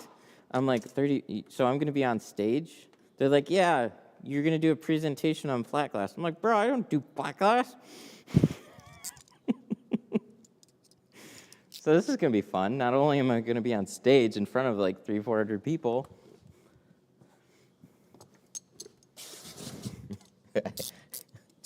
I might do videos. I hate public speaking. So this will be like way fun for the audience, not for me. Do you use QuickBooks? No, I use TintWiz. TintWiz doesn't integrate with QuickBooks, but I've only really had to use TintWiz.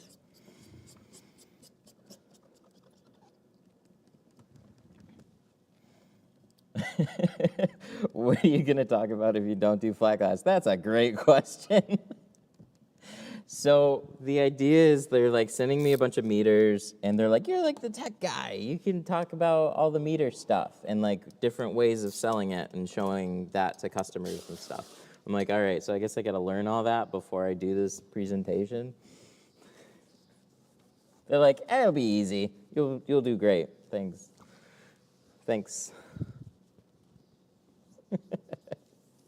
Have you ever had any problems with depleting the battery while you tint? Actually, this is a prime candidate for something like that.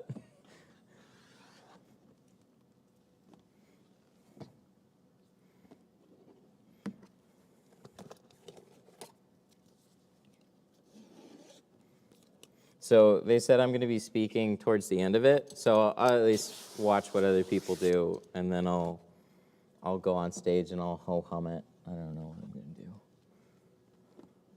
It'll just be 30 minutes of cringy awkwardness.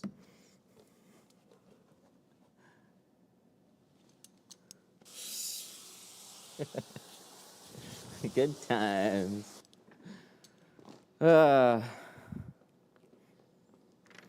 TintWiz keeps up with accounting? Yeah, you can pull your numbers from it. It's probably not going to be as sophisticated as QuickBooks will be for like the sheer amount of stuff that you can do, but QuickBooks also integrates with TintWiz. So light accounting, invoicing, proposals, inventory, that kind of stuff, and scheduling, those are like really what TintWiz is good at.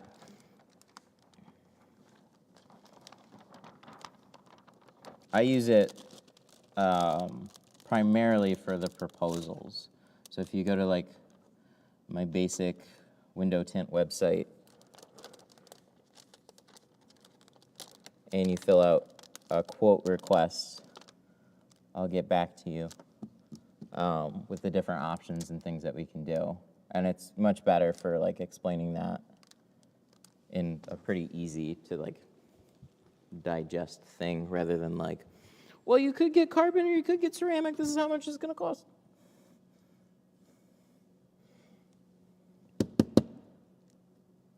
Because I like spit out way too much info over the phone that just goes over everybody's head. I'm really bad at sales.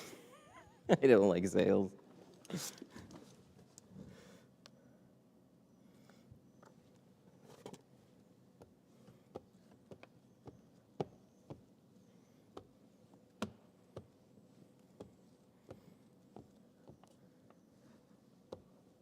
That it was mainly for inventory and scheduling. I think there's like just certain things that people use it a lot for. There's a little bit of a learning curve, so it's a confusing platform as soon as you sign up with it. They have lots of support and stuff. So mainly what I do is I have a lead form embedded on my website. So somebody goes to like a particular page. It's like one of those typical quote forms that you see. And what that does is that drops them into the software. And then they have already filled out what car they have, what they're looking for. And then I have pre-made proposals. And then, so what that does is like, hey, I'm trying to get 2 front windows tinted on my truck. How much would it be? Well, that's where I want to blurt out like, oh, you could do carbon, you could do ceramic. This is what factory tint normally looks like, blah, blah, blah, blah, blah.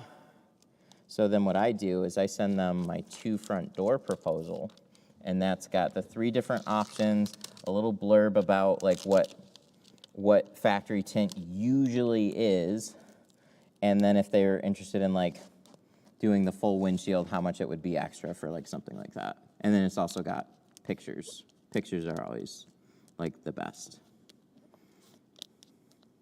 Because then it's got, like, examples of cars, pictures of your shop, and it's all in a nice, pretty template. It's pretty great.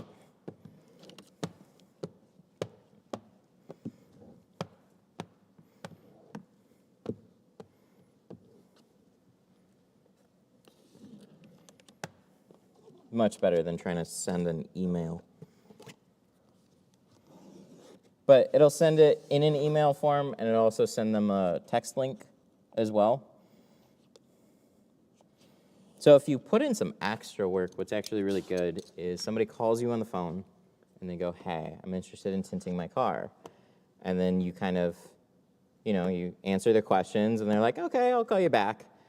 Well, then you can make a follow-up proposal for that conversation. So you just add them in TintWiz, and then you already had their phone number, you had their vehicle, you fill out that little info and shoot them a proposal on what you talked about. So they have something sitting in their inbox that they can actually see rather than call 50 other shops and whoever sounds best over the phone gets the job.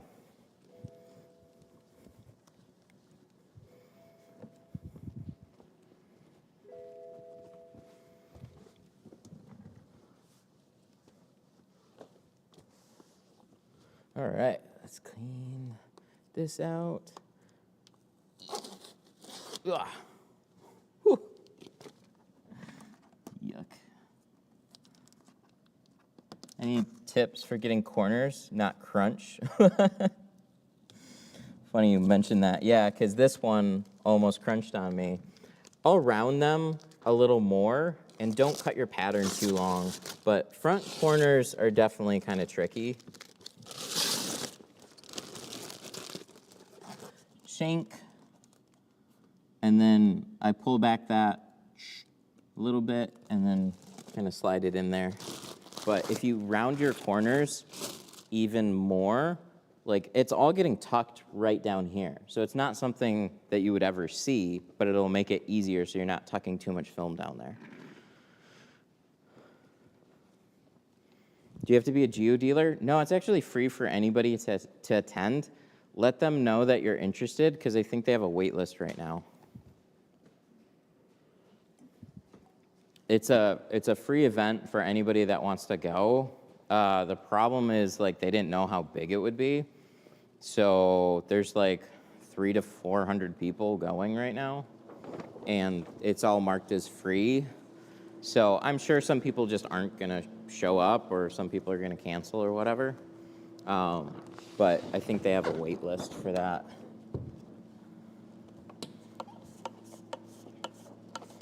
I mean, as far as I know, like, look at the schedule, too. I mean, we'll be in downtown New Orleans, so, like, just if you're just, like, hanging out down there, we'll be around. There'll be so many people. Too many people to fit in one place.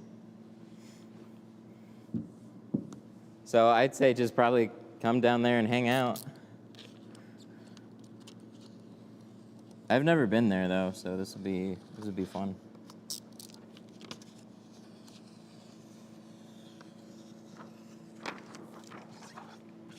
All right, so we're done all the sides, and we're getting to the back window here.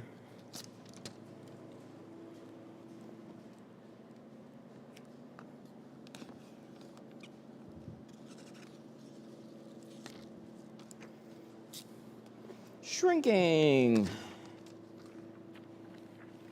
Look at me saving this. I'd save it for court. So on most back windows, this stretch of film is big enough to cover quarter windows. BMW does really tall quarter windows, so this is effectively a 20% windshield strip that is just never going to get used.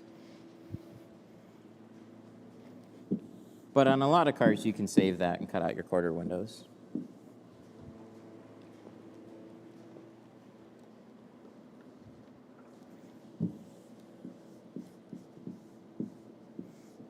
All right. I want the beefy heat gun today. I want to see what this puppy can do. So we'll let this heat up for a minute. I should put it on a different extension cord so I can actually reach over there. I was in my car last night, had problems with the front windows. Also had issues like soap bubbles stuck underneath the tint. It's probably air bubbles. You got to squeegee out the film evenly. You could add as much soap as you want. You're never going to have soap bubbles be left behind. Soap just allows the film to slide more, and it'll eventually dry. It's either dirt or air streaks. Do you have to shrink a windshield strip? Most cases, no. Same thing with quarter windows, though. Most cases, no, you don't have to, but it's nice to shrink them a little bit. Windshield strips, generally, they're like so easy to get to. But if somebody is doing a windshield strip and they're going like halfway down the windshield, so if they're like if you're just doing a strip here, no, definitely not. But if you're going all the way down here, yeah, then it's no longer a windshield strip.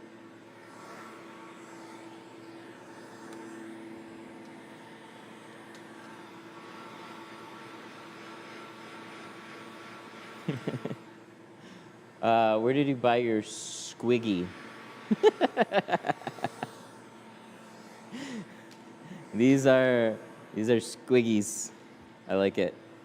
313tint.com.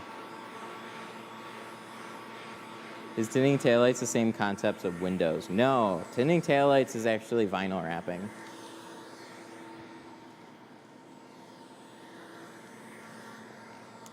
One really good film that I've used is called Lux. Look, this is very hot now. So we're going to try shrinking with this puppy.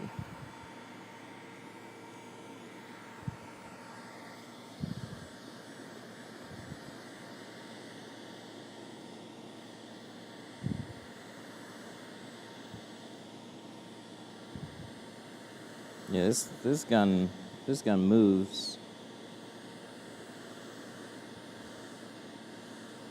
This is as close to a torch as you're gonna get without popping breakers.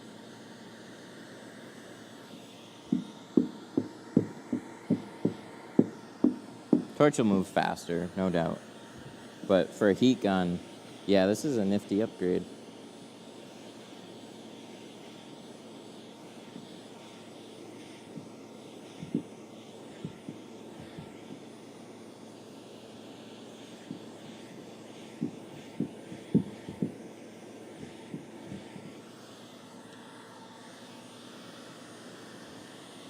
Just brrrr. Heat gun go brrrr.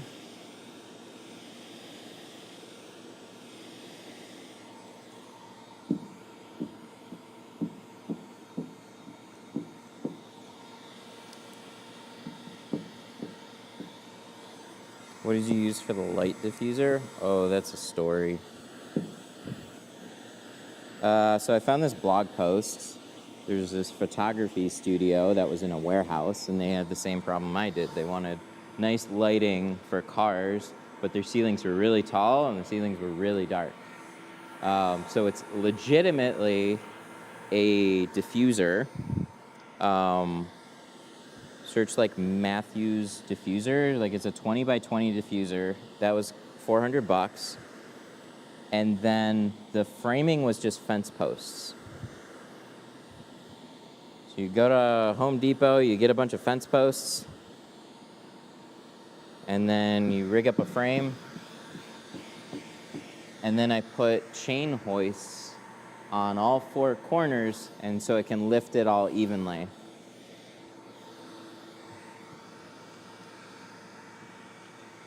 But you need some ceiling clearance between the lighting and the diffuser. I didn't know any of this going into it, though. I learned this like all with experimenting and stuff like that. So if your light source is flush or like inches away from the diffuser, you see how I have like probably about, 8 feet in between the light and the diffuser itself? That helps create like a soft glow. So the higher I put this diffuser, the sharper the light's going to be.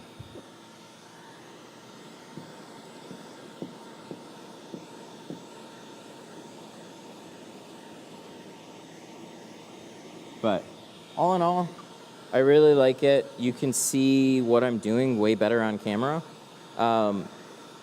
And you can see most imperfections and stuff pretty easily.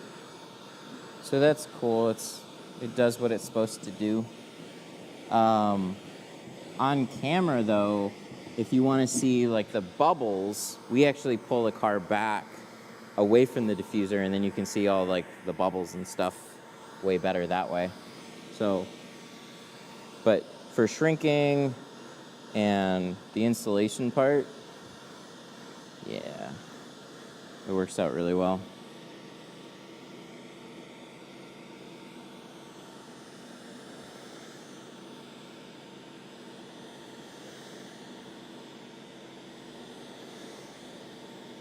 You know what I'm not used to is this thing's got a bunch of wind behind it along with that heat. It's cool.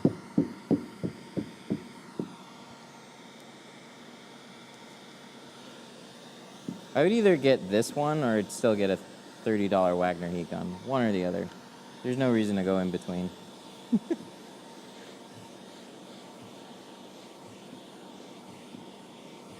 How much do I have to worry about defroster lines when removing old tint? You don't have to worry about them at all.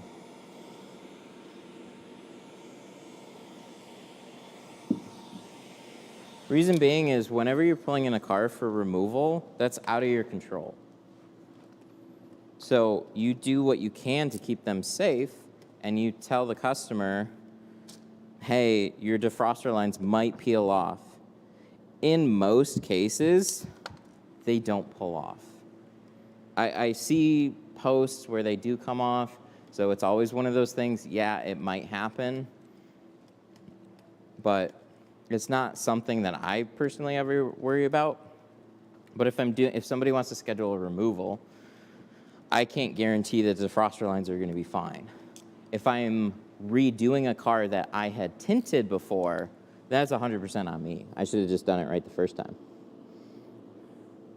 So I'm not even going to bring up the defroster lines at all. I'm just going to strip the glass and then retint it. And if something happens with the defroster lines, then guess who's buying a new piece of glass? Me.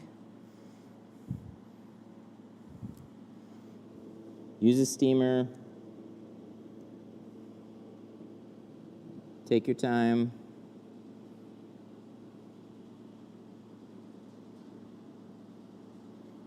And everything should be okay. Yeah, if you can't use a razor blade on them, you will scrape them clean off the window. Actually, you'll scrape the coating right off the defroster line, and then you'll be left with a black line.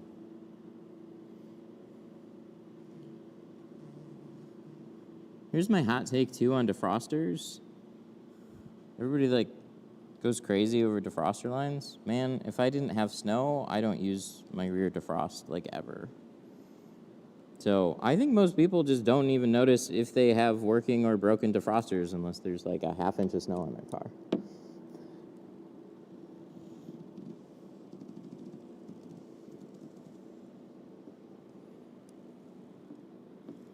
So on an older car, it doesn't matter. It just doesn't matter as much. But still, that's not up to you. That's up to the customer. You don't want to do anything to risk damaging the defrosters because if it's not broken, don't break it. But if somebody's coming to you with an old removal, do what you can. And people are people. So talk to them. Let them know what the situation is before they get into it. Where can I buy PRECUT tint? Tintzoom.com is a pretty good place to go to. There's kits all over the place. I just actually know TintZoom uses GeoShield films, so they use good stuff. They have a couple other options too, but it'd be worth going to.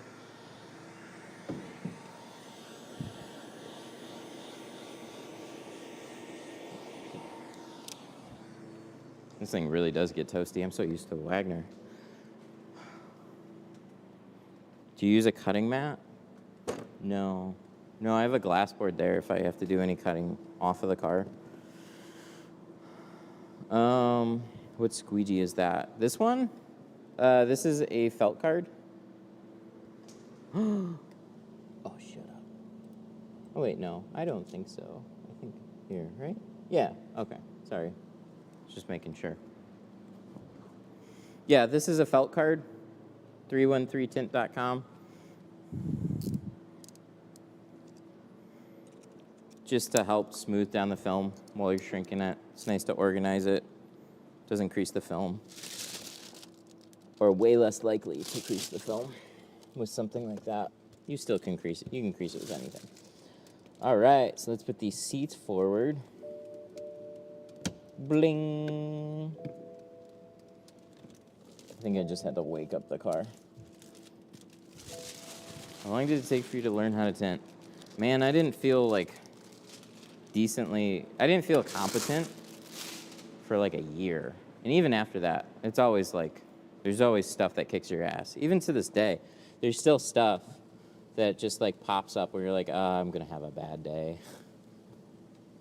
That's generally older cars. Things that are just not as clean or forgiving. Where do you get that light? That one was $30 from Harbor Freight. It's probably the best light that I've ever got. Okay. Let's put away the Marlboros. We got the brake light. I'm gonna put that up here.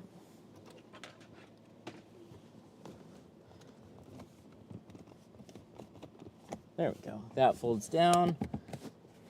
I don't think these headrests come all the way out. We can try. Yeah, they always hit the headliner. Ooh, these ones actually lean forward. Not all of BMWs lean forward like that. All right, let's see if there's any bodies in the trunk. There we go. There's a lot of stuff back there, but there's no bodies. Sweet. Not all BMWs lean forward like this. So then get the headrest out of the way. Ta-da! That's nice.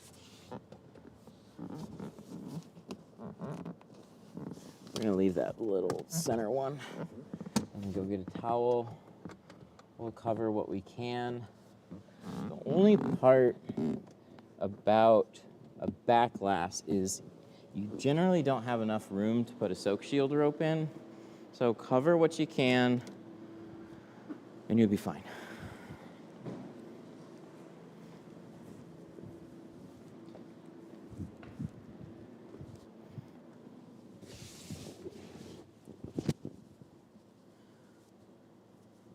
But we do have some scuzziness down in the bottom corners that we want to make sure is taken care of.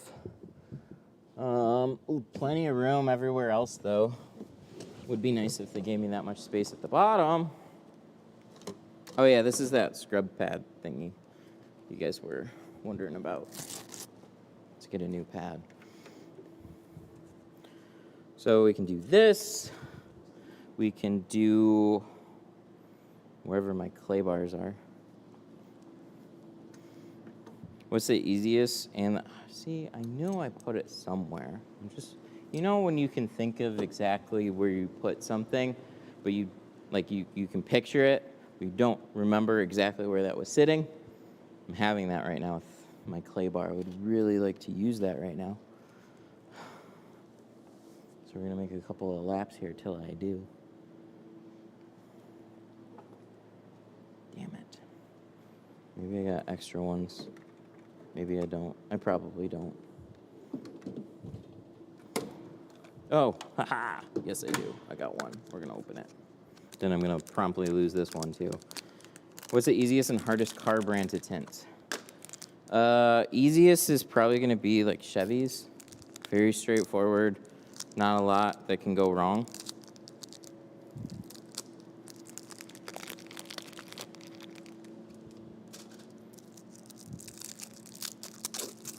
Do pre-cut kits need to be shrunk? Yeah, always. All pre-cut does is cuts the film out. So it's as if you had me cut the film out for your car, and then I did nothing else. So we cut this out, but we also shrunk it. Same thing for the doors. We cut them out, but we also shrunk them. That's what you're getting with a pre-cut kit, except you gotta shrink them.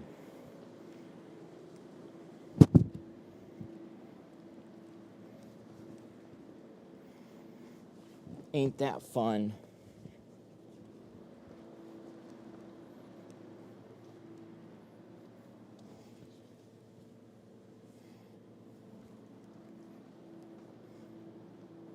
It's not that obvious because anybody that's ordering a kit generally does not know a lot about window tinting.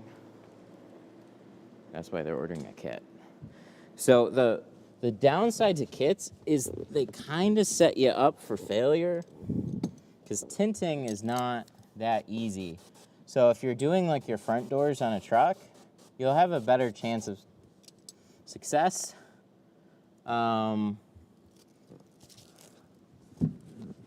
Yeah, that's why I'm asking.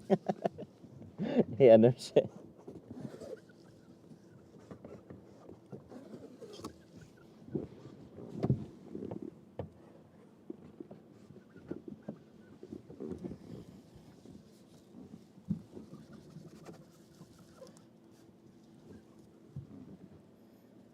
Is Expo decent quality? Yes, Expo is decent quality.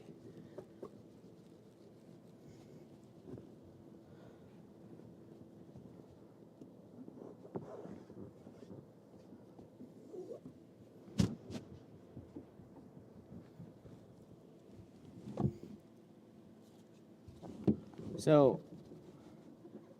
I always like using a clay bar on defroster lines just to make sure. There's always like some residue on these lines.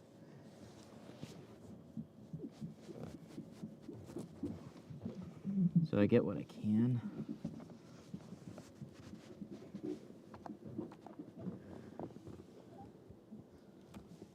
Like whatever that is.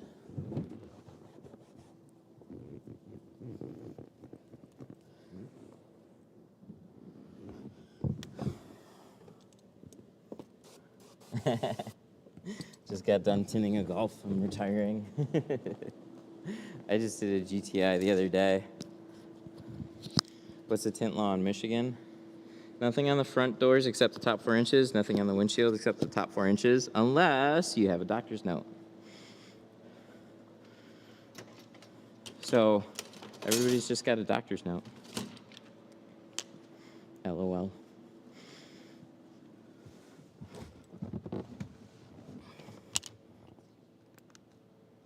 All right. So, yeah, I just did a Golf a couple of weeks ago.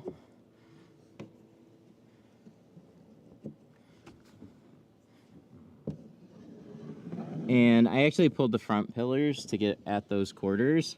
Ooh, they are not even fun to pull, man.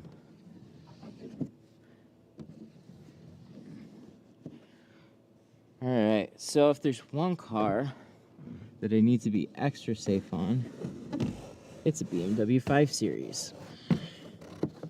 I don't know which ones, but I know there's an amp on one of the older 5 Series where water can go to.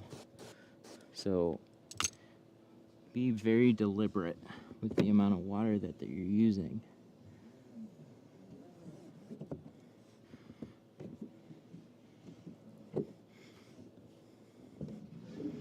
I don't know why I said that, because now I jinxed myself for sure. But hey, we'll live a little, right?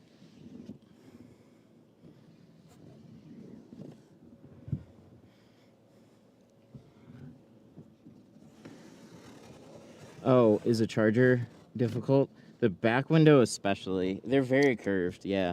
If you learn how to shrink a charger, you can shrink a whole lot.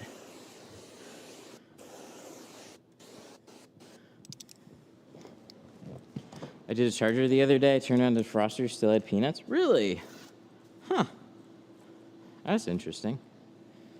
I couldn't tell you why, because it usually fixes it for me. Did you turn them on before you put film on the glass? because they have to get hot. If you do it after the film is on the glass, then it especially turns out bad.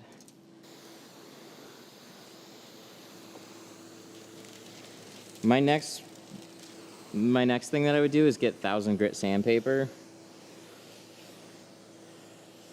Before I cleaned it? Okay, so you left it on during like the whole install. Then I would grab 1000 grit sandpaper and just knock the lines down.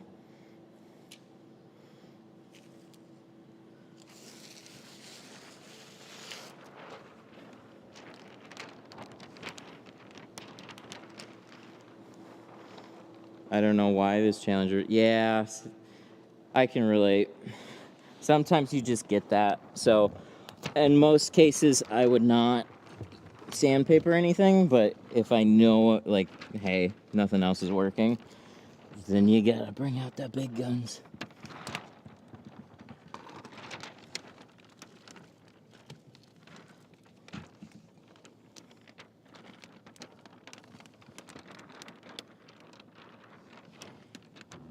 Peanuts happen because of over shrinking and defroster lines being dirty. Yeah, but on a Challenger, there really isn't much to even shrink, and that's what really is confusing. It's like you're not even shrinking much, and then sometimes you just get that car.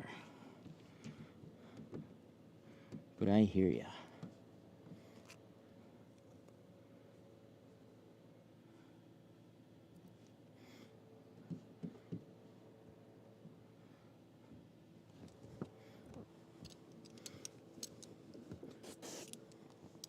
Charger?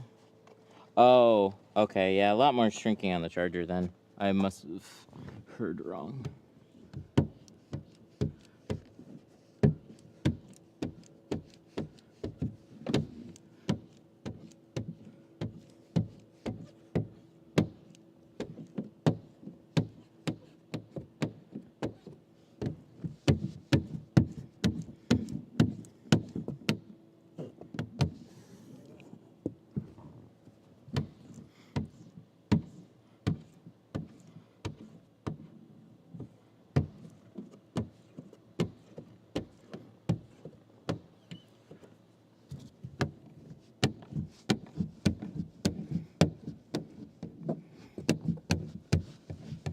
All right, so now that we have the film pushed all the way down, most of the way, side swipe what I can, but because there's a little bit of a plastic lip on this tool, so the blade is what squeegees out all that water, so you just can't wedge it far enough down. That's where I take a tail fin and I squeak that right in between. Sweep it across, get that extra little bit of water out all the way past the edge, then nothing's gonna pop up.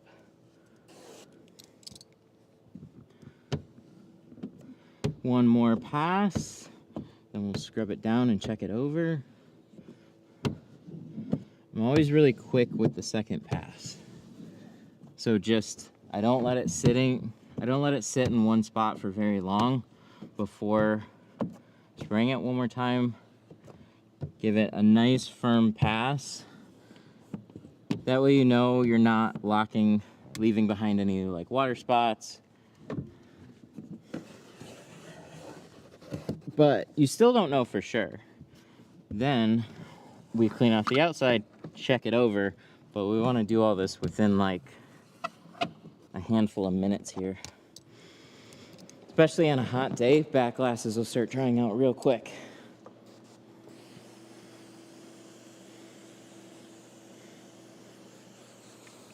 Spray that down. I grab my scrub pad, I grab my squeegee, grab my rag.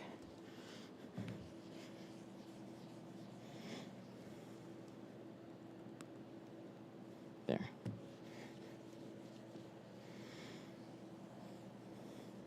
Scrub that shrinky off the back glass. And then with each swipe, this is nice because it's like each little swipe is a little reveal that you can kind of pay attention to and really see your work as you go.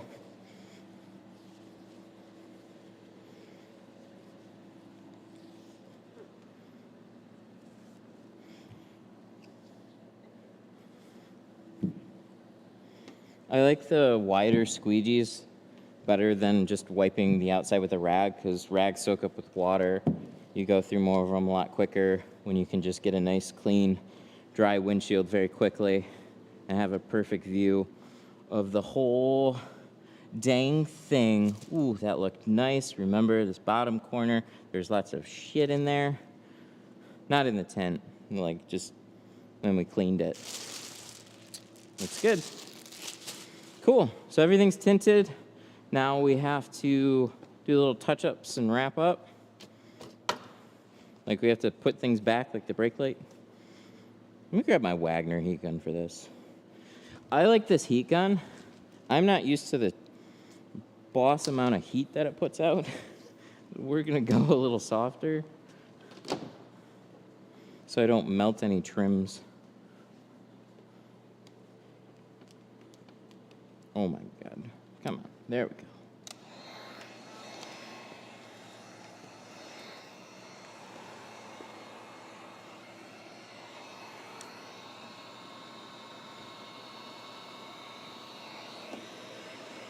I didn't get a finger up there. This is a little guy right there. Warm that spot up. So what I say by melting trims is when you put the heat gun towards a spot, you're heating this area up a lot. Don't, because it's a matte finish, you'll start making it glossy. You'll see a heat spot. You're just warming up a space. Block it with the tool or something, or just be real conscious of the amount of heat that you're putting there. The glass will soak up the heat and slowly get warmer and warmer, where the plastics will dissipate that heat a lot faster. So one or the other, either block it or just put some heat, take it away. Keep your finger on the inside of the glass and you're kind of just metering the amount of heat. You can feel how hot the glass is getting, but it takes a little bit of time. Pull it away, put some more heat.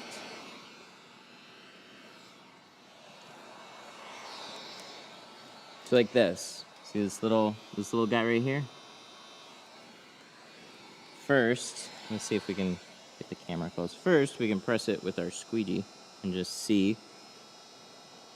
Oh, we got a little finger coming back. So we're gonna knock some heat on it.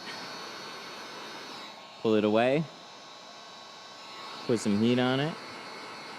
Put it away. Put some heat on it. So when the glass starts hurting to touch, that's when you got it hot enough. That's like just below boiling point. Because if you heat the glass up too much, the water will boil underneath. But if you get it nice and toasty and keep it there, you'll dry out that little finger super quick. And then when you press it down, it's gone. So I get that question quite a bit with two-staging. Like, what about the little side folds and stuff like that? Heat them up, press them out, and you can't see them. I want to see at night with no light glare. 35 on the windshield is my best suggestion for a windshield. 35, I feel, blocks out enough light to where it makes driving more comfortable and noticeably different, but you still can see plenty out of that. When you go 20, during the daytime, it's not a problem, but late at night, yeah, darker roads, 20 is going to be too dark. Plus, you get a lot of reflections from your interior and stuff. 35 is nice, though. I really like 35. It stands out a lot. So, I'm more old man now, so I do 50, and most of my clients really like 50. They never want to feel like they're going to get pulled over. So in that case, 50 on the windshield, 20 or 35 on the front doors, and that's most of them. Some of the other places that I used to tint for was like, oh yeah, just limo the whole thing out. How dark can I go on the windshield? So it just depends on your client base.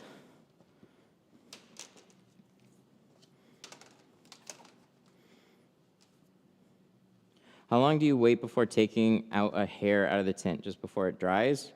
Oh, no. If you see a hair in the tint, you have to peel it back immediately.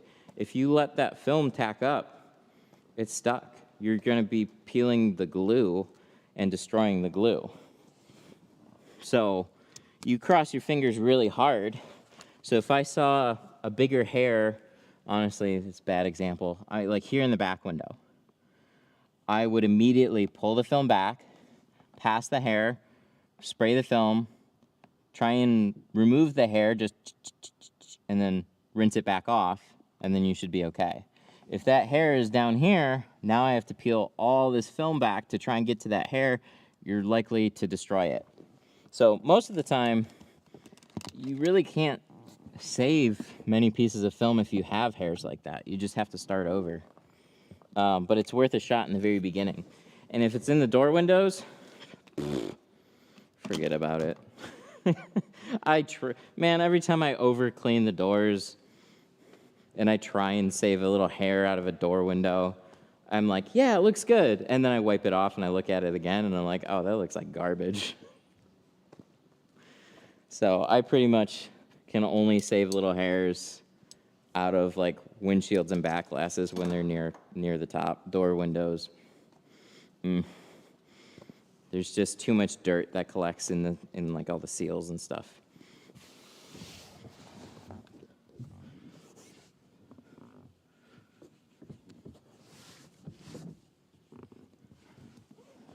All right, we got to put back a brake light. We don't want to break the brake. Make sure this is all squeegeed down. See, if you can remove these brake lights, it turns out so much. Why wouldn't you want to cover that up? All right, come here. So again, these tabs, they line up with the metal brackets there. Then you can also plug this in first.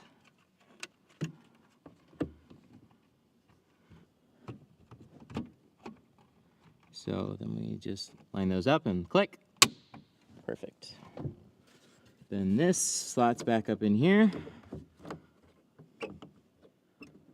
See, whoever designed this at BMW, thank you.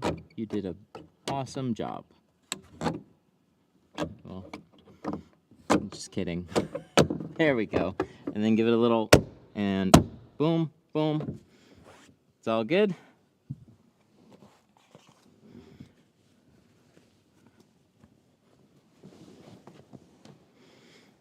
Because this is not a brand new BMW. This is years old. So brake light, no brake light. It looks good, nice and clean.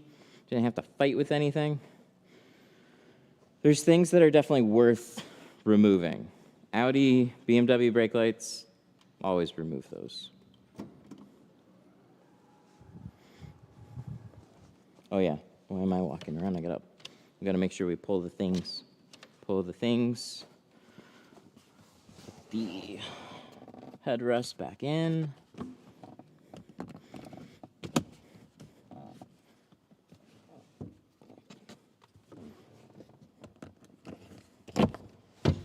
Well, that one, there we go.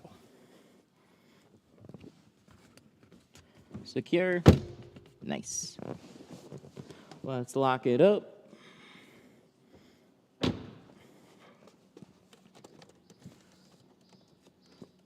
Oh, that's cool.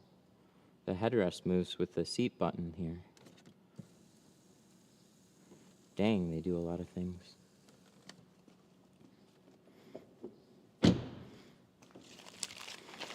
So you guys might notice this blue iridescent.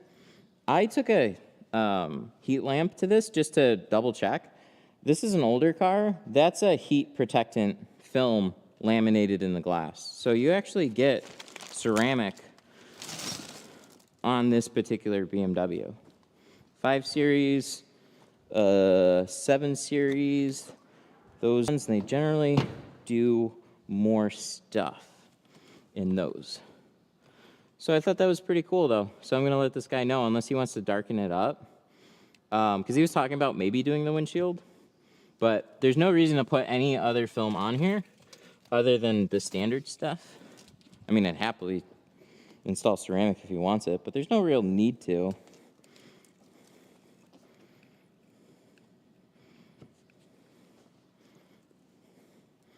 Should be good. I can close this. Beep, beep. Sweet.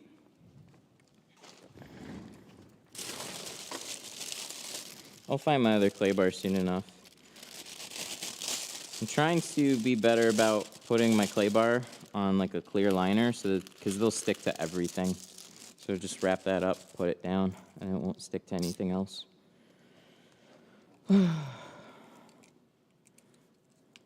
Cool. Alrighty. Well, see, look, the windshield automatically looks a little bit darker. And then 35 on the fronts, 20 on the rear. There's like heavy overcast lighting, so that's one reason it's going to look darker. But if I look really close, I can see a towel right there. On the inside, 20% makes everything much more private. 35, you can see in better, so you can see steering wheel, dash, stuff like that. It's really the difference between the two. Get a little bit more privacy with 20. Where's my coffee? Whoa. Yeah, where is my coffee? It was supposed to be like right here, and it's not. Oh, it's over there. Cool.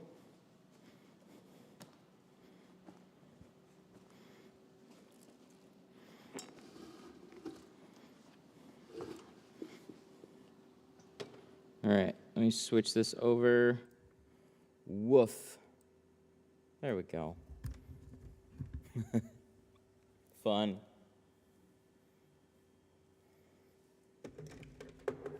So how was that? You guys learned something today? Cost for a 23 Kia would start at $290 for all the sides and the rear. Kia Rio, same thing. Is this a good job? It is a good job. Turned out nice. Also makes money. Love your content and videos. Thank you.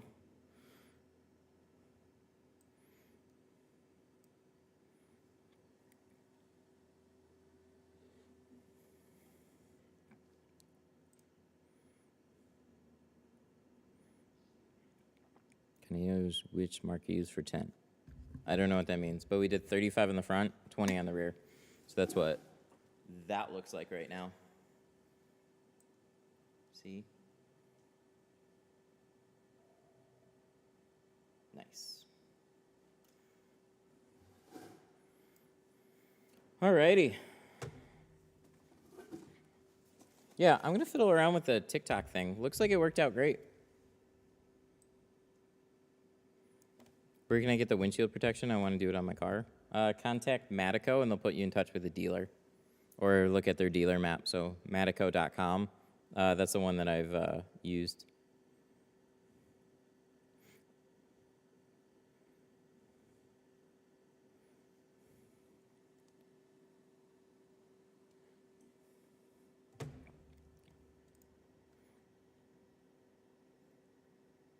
Depends on if you want to get pulled over. For me, 50 hides the face a bit, but still makes the cop not think it's tinted. Yeah, 50 is like that sweet spot.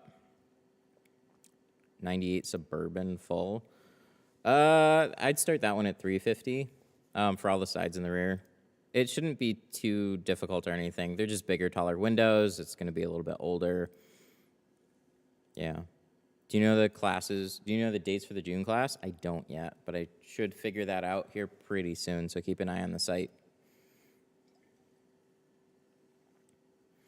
Will you feel a difference with only ceramic on the windshield? Yeah, you would, because what ceramic really does is wherever you're sitting, you don't feel the heat that's coming through that glass anymore. So if your sides aren't tinted, then you'll feel the heat coming through the sides when the sun is pointing through that window.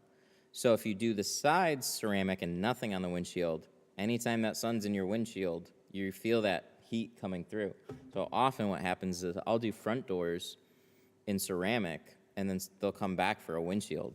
And you can do very light on a windshield. As light as 70, so it doesn't look tinted. Do you like Max Pro?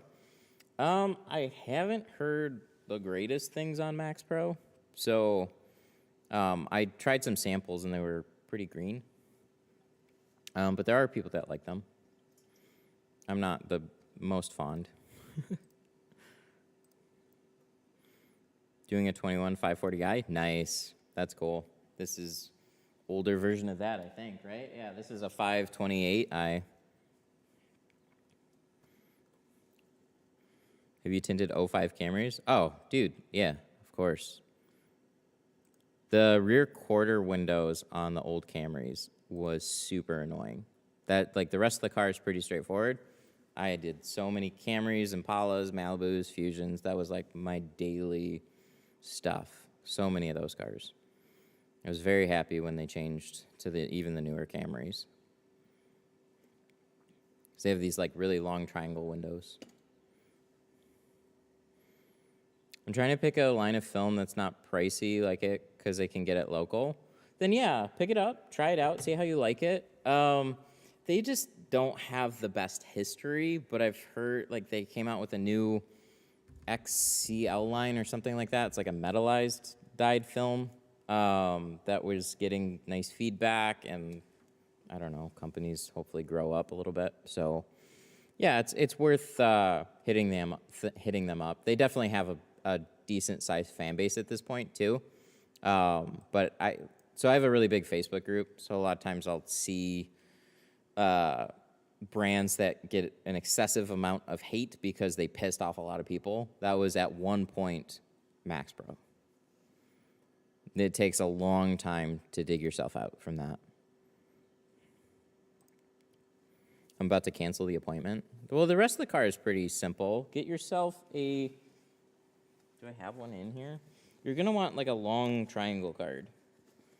So something like this, if you have the easy reach that I was doing. So what I did on those was I would flush them out. I would take an easy reach. I would swipe out that quarter as much as I could, and then cut it just a little bit shy and over round the edge that leads all the way into the back. And then you should be able to get it.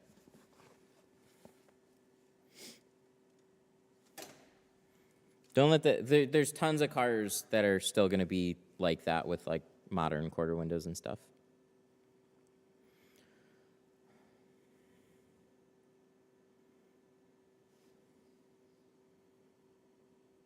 Or would you just send it with GeoShield and pay shipping? What do you mean by send it? So shipping with film costs, it's really not very much. It's anywhere like, for like Geo, it's what, like $20, $35, $45, depending on how much you order. That's really negligible in your film costs. I've been tinting for almost 6 years, looking to up the game. Oh yeah, then it's definitely worth it. I mean, ultimately, just use a film that you like. So try them. If you like them, then, you know, there's no reason to use something. Like, it's nice to compare, but if you're happy with them and they're local, yeah, then a couple things are to your advantage, too. You can buy it local, which means that you don't have to worry about shipping times. So if you're running low on inventory and you're like, I got to go get something, well, you know they're right there and you can go get it. That's hard. Like, I got to wait 3 days because they're down in Louisiana. So, you know, if I put off ordering something, that used to happen a lot. I used to put off ordering until, like, last day and then kick myself for not ordering in time. What tint would you recommend for a beginner? I recommend saving money while you're practicing. Let me go grab the roll.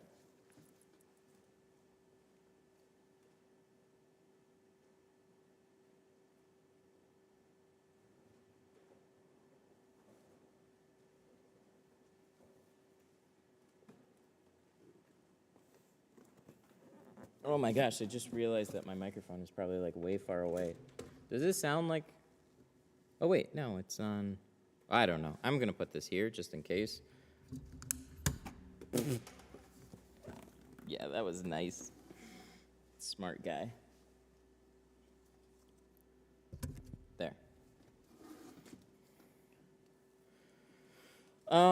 So if you're brand new and you like good tools are helpful, you need something just cheap to get you by for practice. I mean, this stuff you can use and then throw right in the garbage. So it's like $90 off of Amazon. It's hard to get anything cheaper than that. But if you want something that's like more consistent, Geo's great film for the money. It's reliable, it shrinks well, it looks great. It's just more expensive to practice off of, so that's the only caveat there.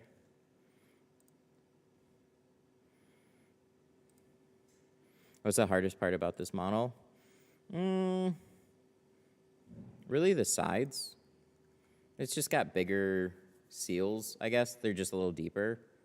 Nothing on, it's kind of just an all-around medium car. It's not crazy difficult or anything. Maybe the little pinchy spots in the front doors.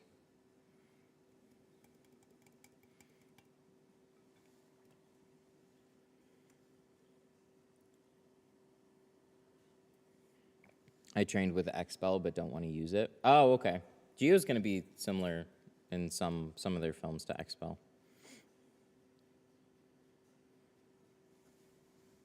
What was wrong with XPEL? Was it tacky?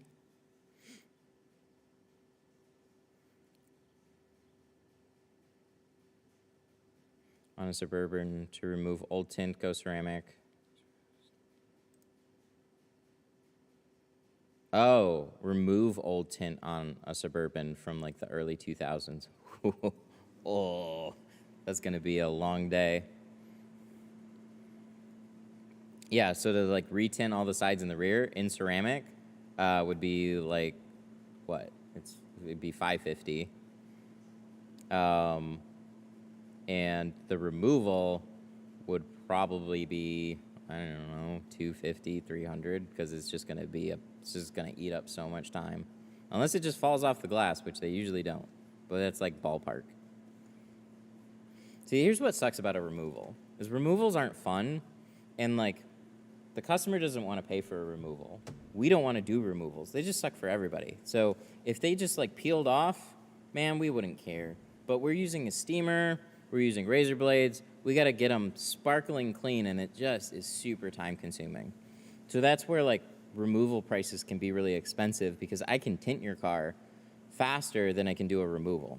And then with the removal, I usually have to redo work because there's just some little piece of glue or something that got in the work. It just sucks. And then I'm redoing it over and over again just to get a good result.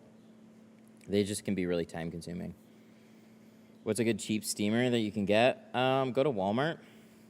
It's like $50, $60. Just get a cloth steamer from Walmart. They work great. I don't have one here to show you. But don't get like the little handheld steamers. Get something with a base, with a little water tank, and it's got a hose. That's what you're looking for. There was a... Oh, that's like a legitimate... Oh, I thought you were just wondering about for like a regular... How much should I charge somebody? You're in Michigan. You want me to... Oh, boy. Oh, buddy, why are you going to bring me that? Damn it.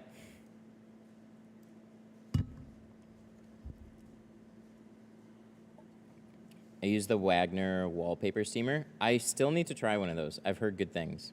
I think that's like that's got a long hose and kind of like a goofy end, but I think that would work great. Yeah. Probably just don't leave the end on it, right? Is it true no matter what, you will have bubbles on tinting a windshield? Yeah. Yeah, there's always going to be something that you can nitpick about a windshield, about any window tint job, but it should be like really small and hard to find.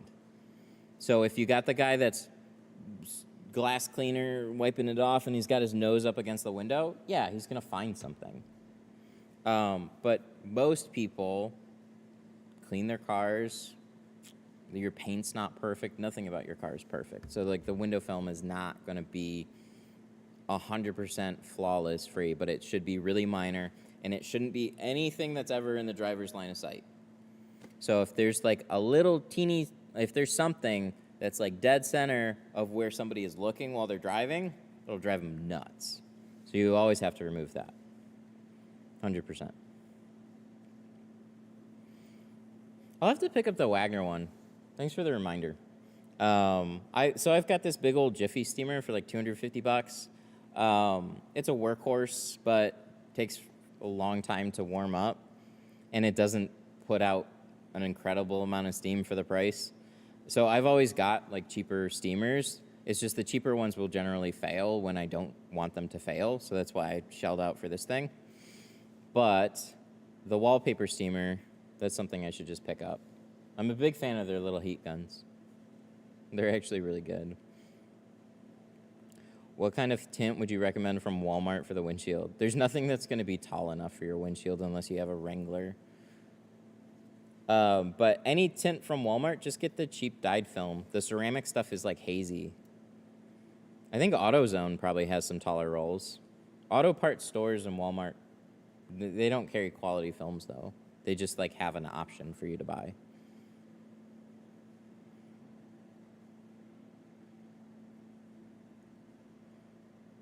Yeah, everybody orders off of like window tinting sites.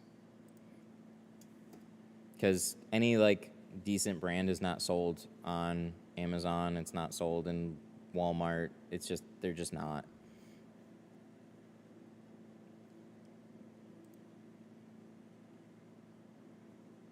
What's the reason some cars on the road have terrible bubble tint? Cheap materials.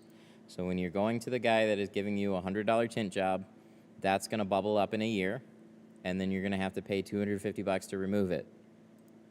So you paid for the job, you paid to have it removed, and then you have to pay to have it retinted. That's why like cheap tint really sucks. It's very costly in the long run, more often than not.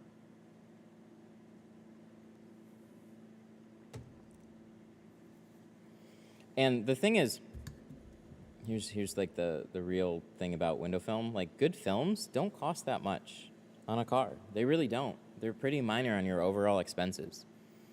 So like you can install like, okay, so I can go buy a roll of Lexan, which is pretty popular, for like $140. I can go buy a good roll of carbon for $250. I can tint about 8 cars with that. You do the math. Your material cost is not that much.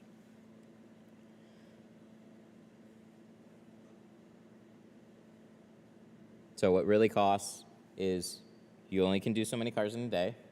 You have a space to tint, and you need to live. So those things add up. Your biggest expense in tinting is making sure everything turns out right, so that comes down to your time.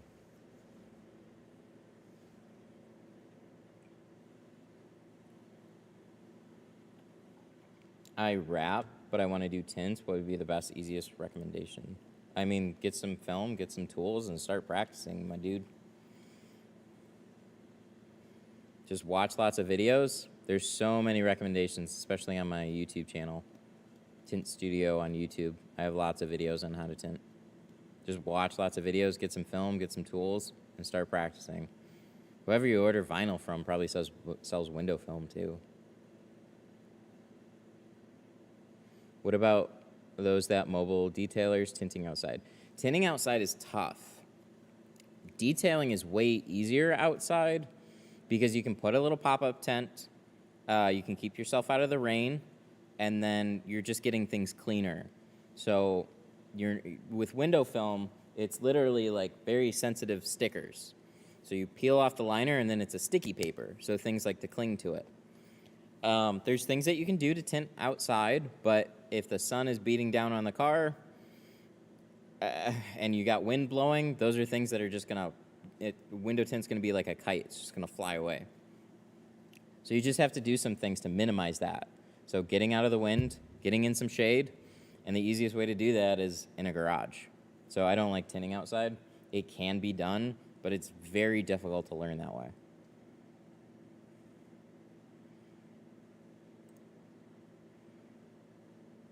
I didn't find the windshield protection. It's Clearplex by Madico, M-A-D-I-C-O.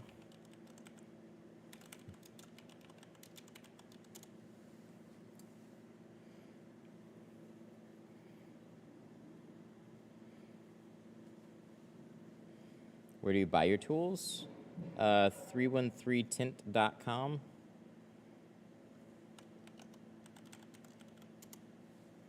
There's also a couple other places. Here, let me type in a couple things.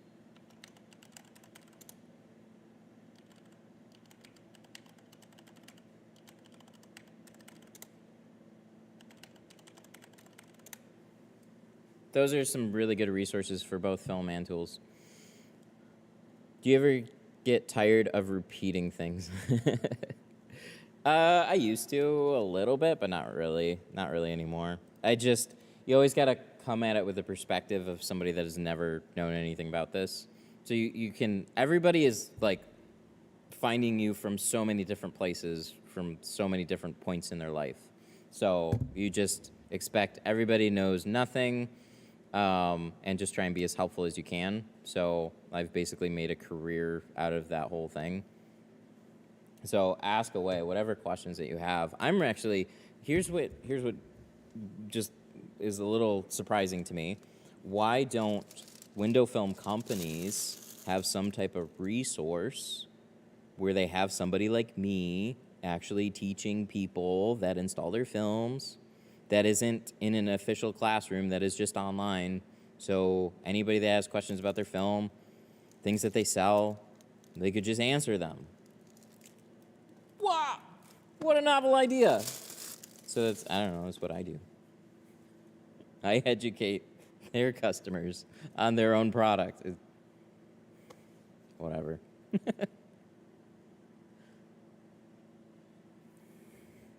What's your next business venture? Dude, I'm just thinking about this one. So, with the store and stuff, like, that's been fun. So I'm always looking for things that make window tinting easier, but there's inevitably something that I come across that is like, this should be better. This should make life easier. So we have some stuff like that. But it's very much just all centered around window tinting. So I'm more thinking about, like, what types of videos can I make, things that I can add to live streams, stuff like that. GeoShield needs to partner with Matt. They did a long time ago, or a handful of years ago. But, like, they don't have any, like, company people that do this. And, like, no companies do. Why? It's so weird to me. Ever since I've seen your videos, I've been doing tint. I have a couple of customers thanks to you. Oh, yeah. Nice. See, that's what it's about. I don't care. So at the end of the day, I don't care what film you use. I don't care what tools you use. I have the stuff that I like to use. If you want to support, you can always get that stuff. There's enough stuff rolling right now that these types of things are going to keep happening. So I just want people to be able to make good incomes for yourself. That's why I've had such a fun time doing YouTube, TikTok, videos, stuff like that. Because inevitably, there's people like that go, hey, you got me into tinting. I'm now making money, and I'm much better off than I was before. And it's like, that's cool. I appreciate that. How much for carbon sedan 5 windows? So, like this one, $350. How much for the windshield alone? $200 in carbon. So the windshield's going to be like the biggest, longest piece of glass. So that's why, and you're always looking at it, that's why windshields are going to be more expensive. But windshields start at $150. So $150 for my standard, $200 for the carbon, $250 for the ceramic.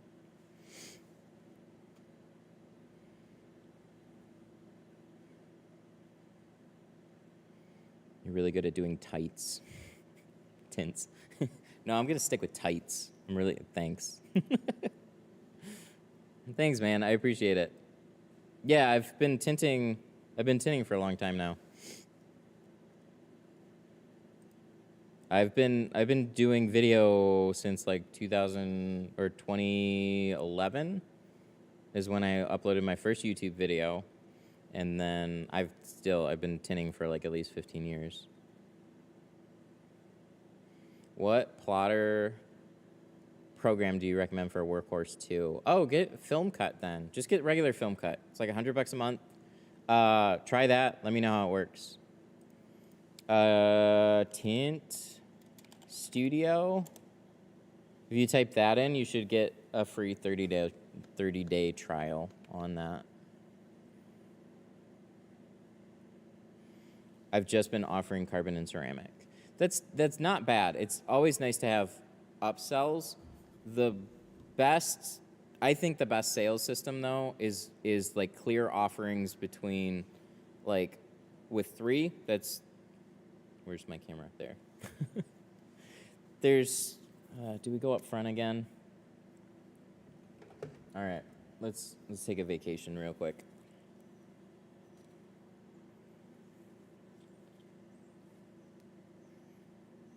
We're gonna pop this. All right, I'm gonna go up front again. Gotta get out of my chair.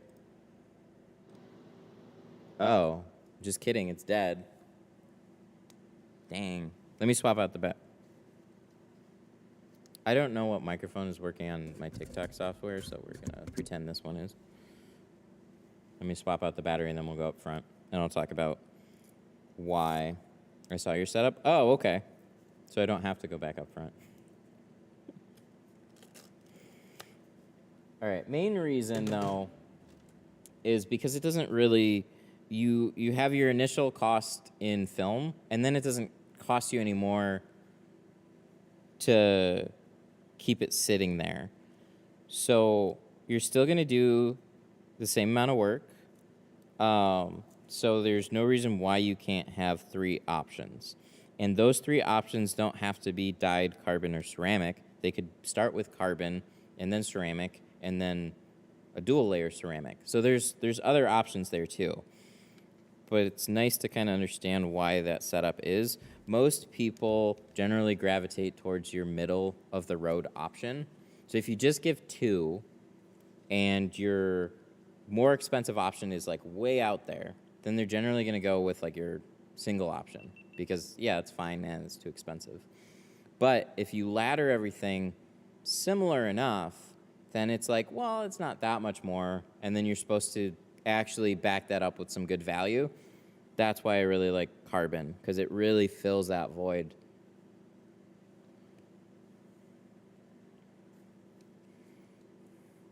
See, dual layer ceramic, what's that? Exactly. What is that? Let's find out. All right, real talk, what happened?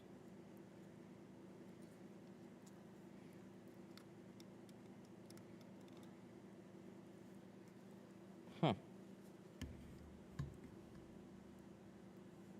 Oh. No, let me just fiddle with some stuff for a hot second here.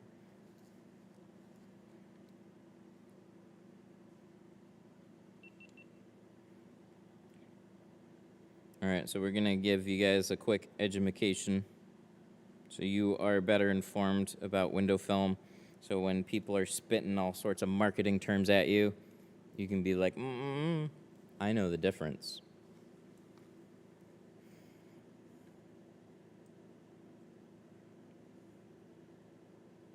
Yeah, like what's the difference between carbon ceramic and crystalline? Yep, all that stuff. So there's a lot of different ways to make window film, but they're essentially all very similar. Let's put on the TV antenna here. Let's go. I'm watching you on YouTube and TikTok. Crazy. It's what we're going for. It's cool. It's not about where you are. It's about being everywhere. Okay. All right. Let me grab a sample of Apex, and then we'll bring that up there. And I'll do a light. Light's always the most dramatic because you don't need to go dark for this to work. Oh, okay, I'm gonna cut off. I'm a little sad here, but we're near the end of the roll on this one, so it doesn't matter that much. So this is like a $600-ish roll of film, like $650 or something. So I like you guys, okay? So I'm going to explain what's going on here. Okay, so right now I have 3 options. I have my dyed film, ignore the names. I have a dyed film, I have a carbon film, I have a ceramic film. Dyed film, no heat rejection, but it gets darker. Carbon film has some heat rejection, and it also gets darker. Ceramic has the most heat rejection. This is essentially 2 layers of this together. So then you have single layer ceramics, dual layer ceramics. So I just, for the most part, have sold this. This is a relatively new product. You come in here, everything's got a lifetime warranty. Everything will make your car look nice, and it's not going to bubble, peel, or fade. And if it does, I redo it for free. So I don't want any of this shit to fail.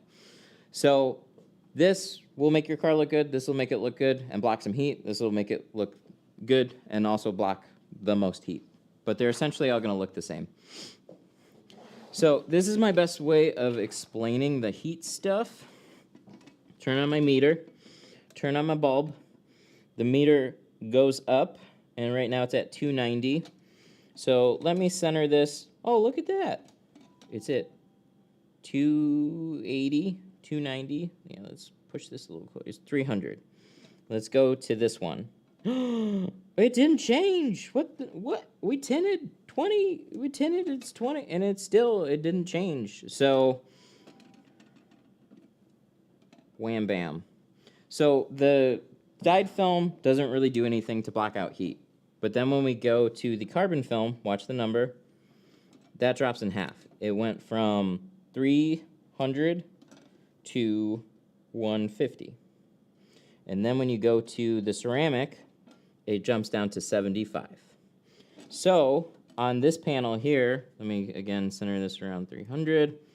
If we drop this dual layer ceramic, remember ceramic was 75, this drops down to 60?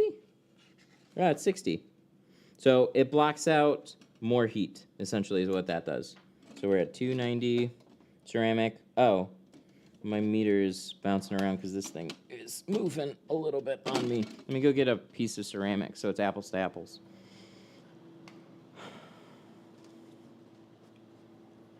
Pro Nano 50.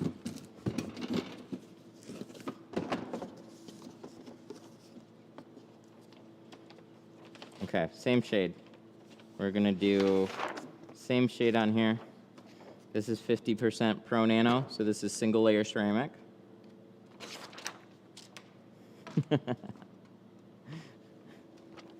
Huh? Oh, wait, what? That's Apex 2 mil. What is this? Did I put the films in the wrong boxes? Shut up. I probably did that. Oh, that's Pro Nano. That's why it's not different. Jesus Christ. Okay.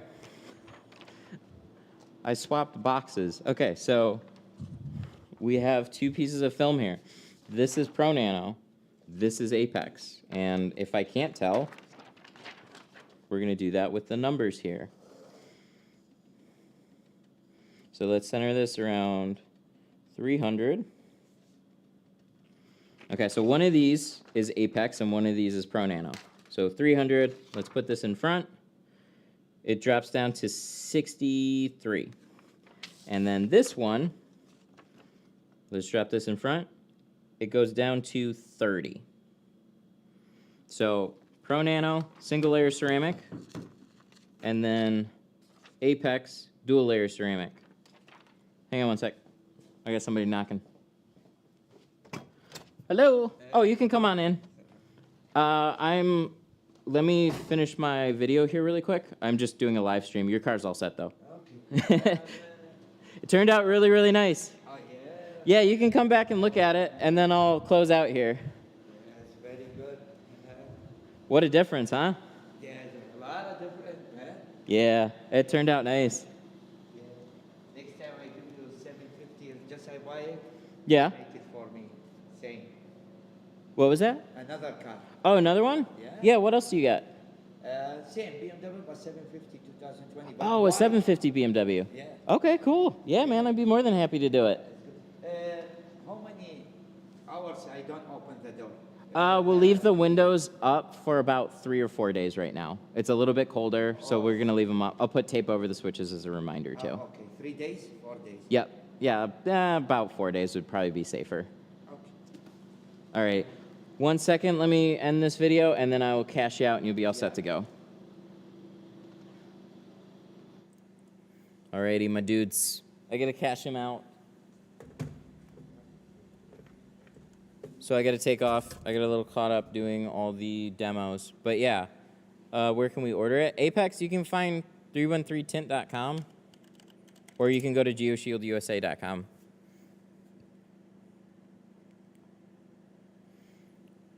But yeah, thanks for hanging out today, guys. I will see you later. Bye.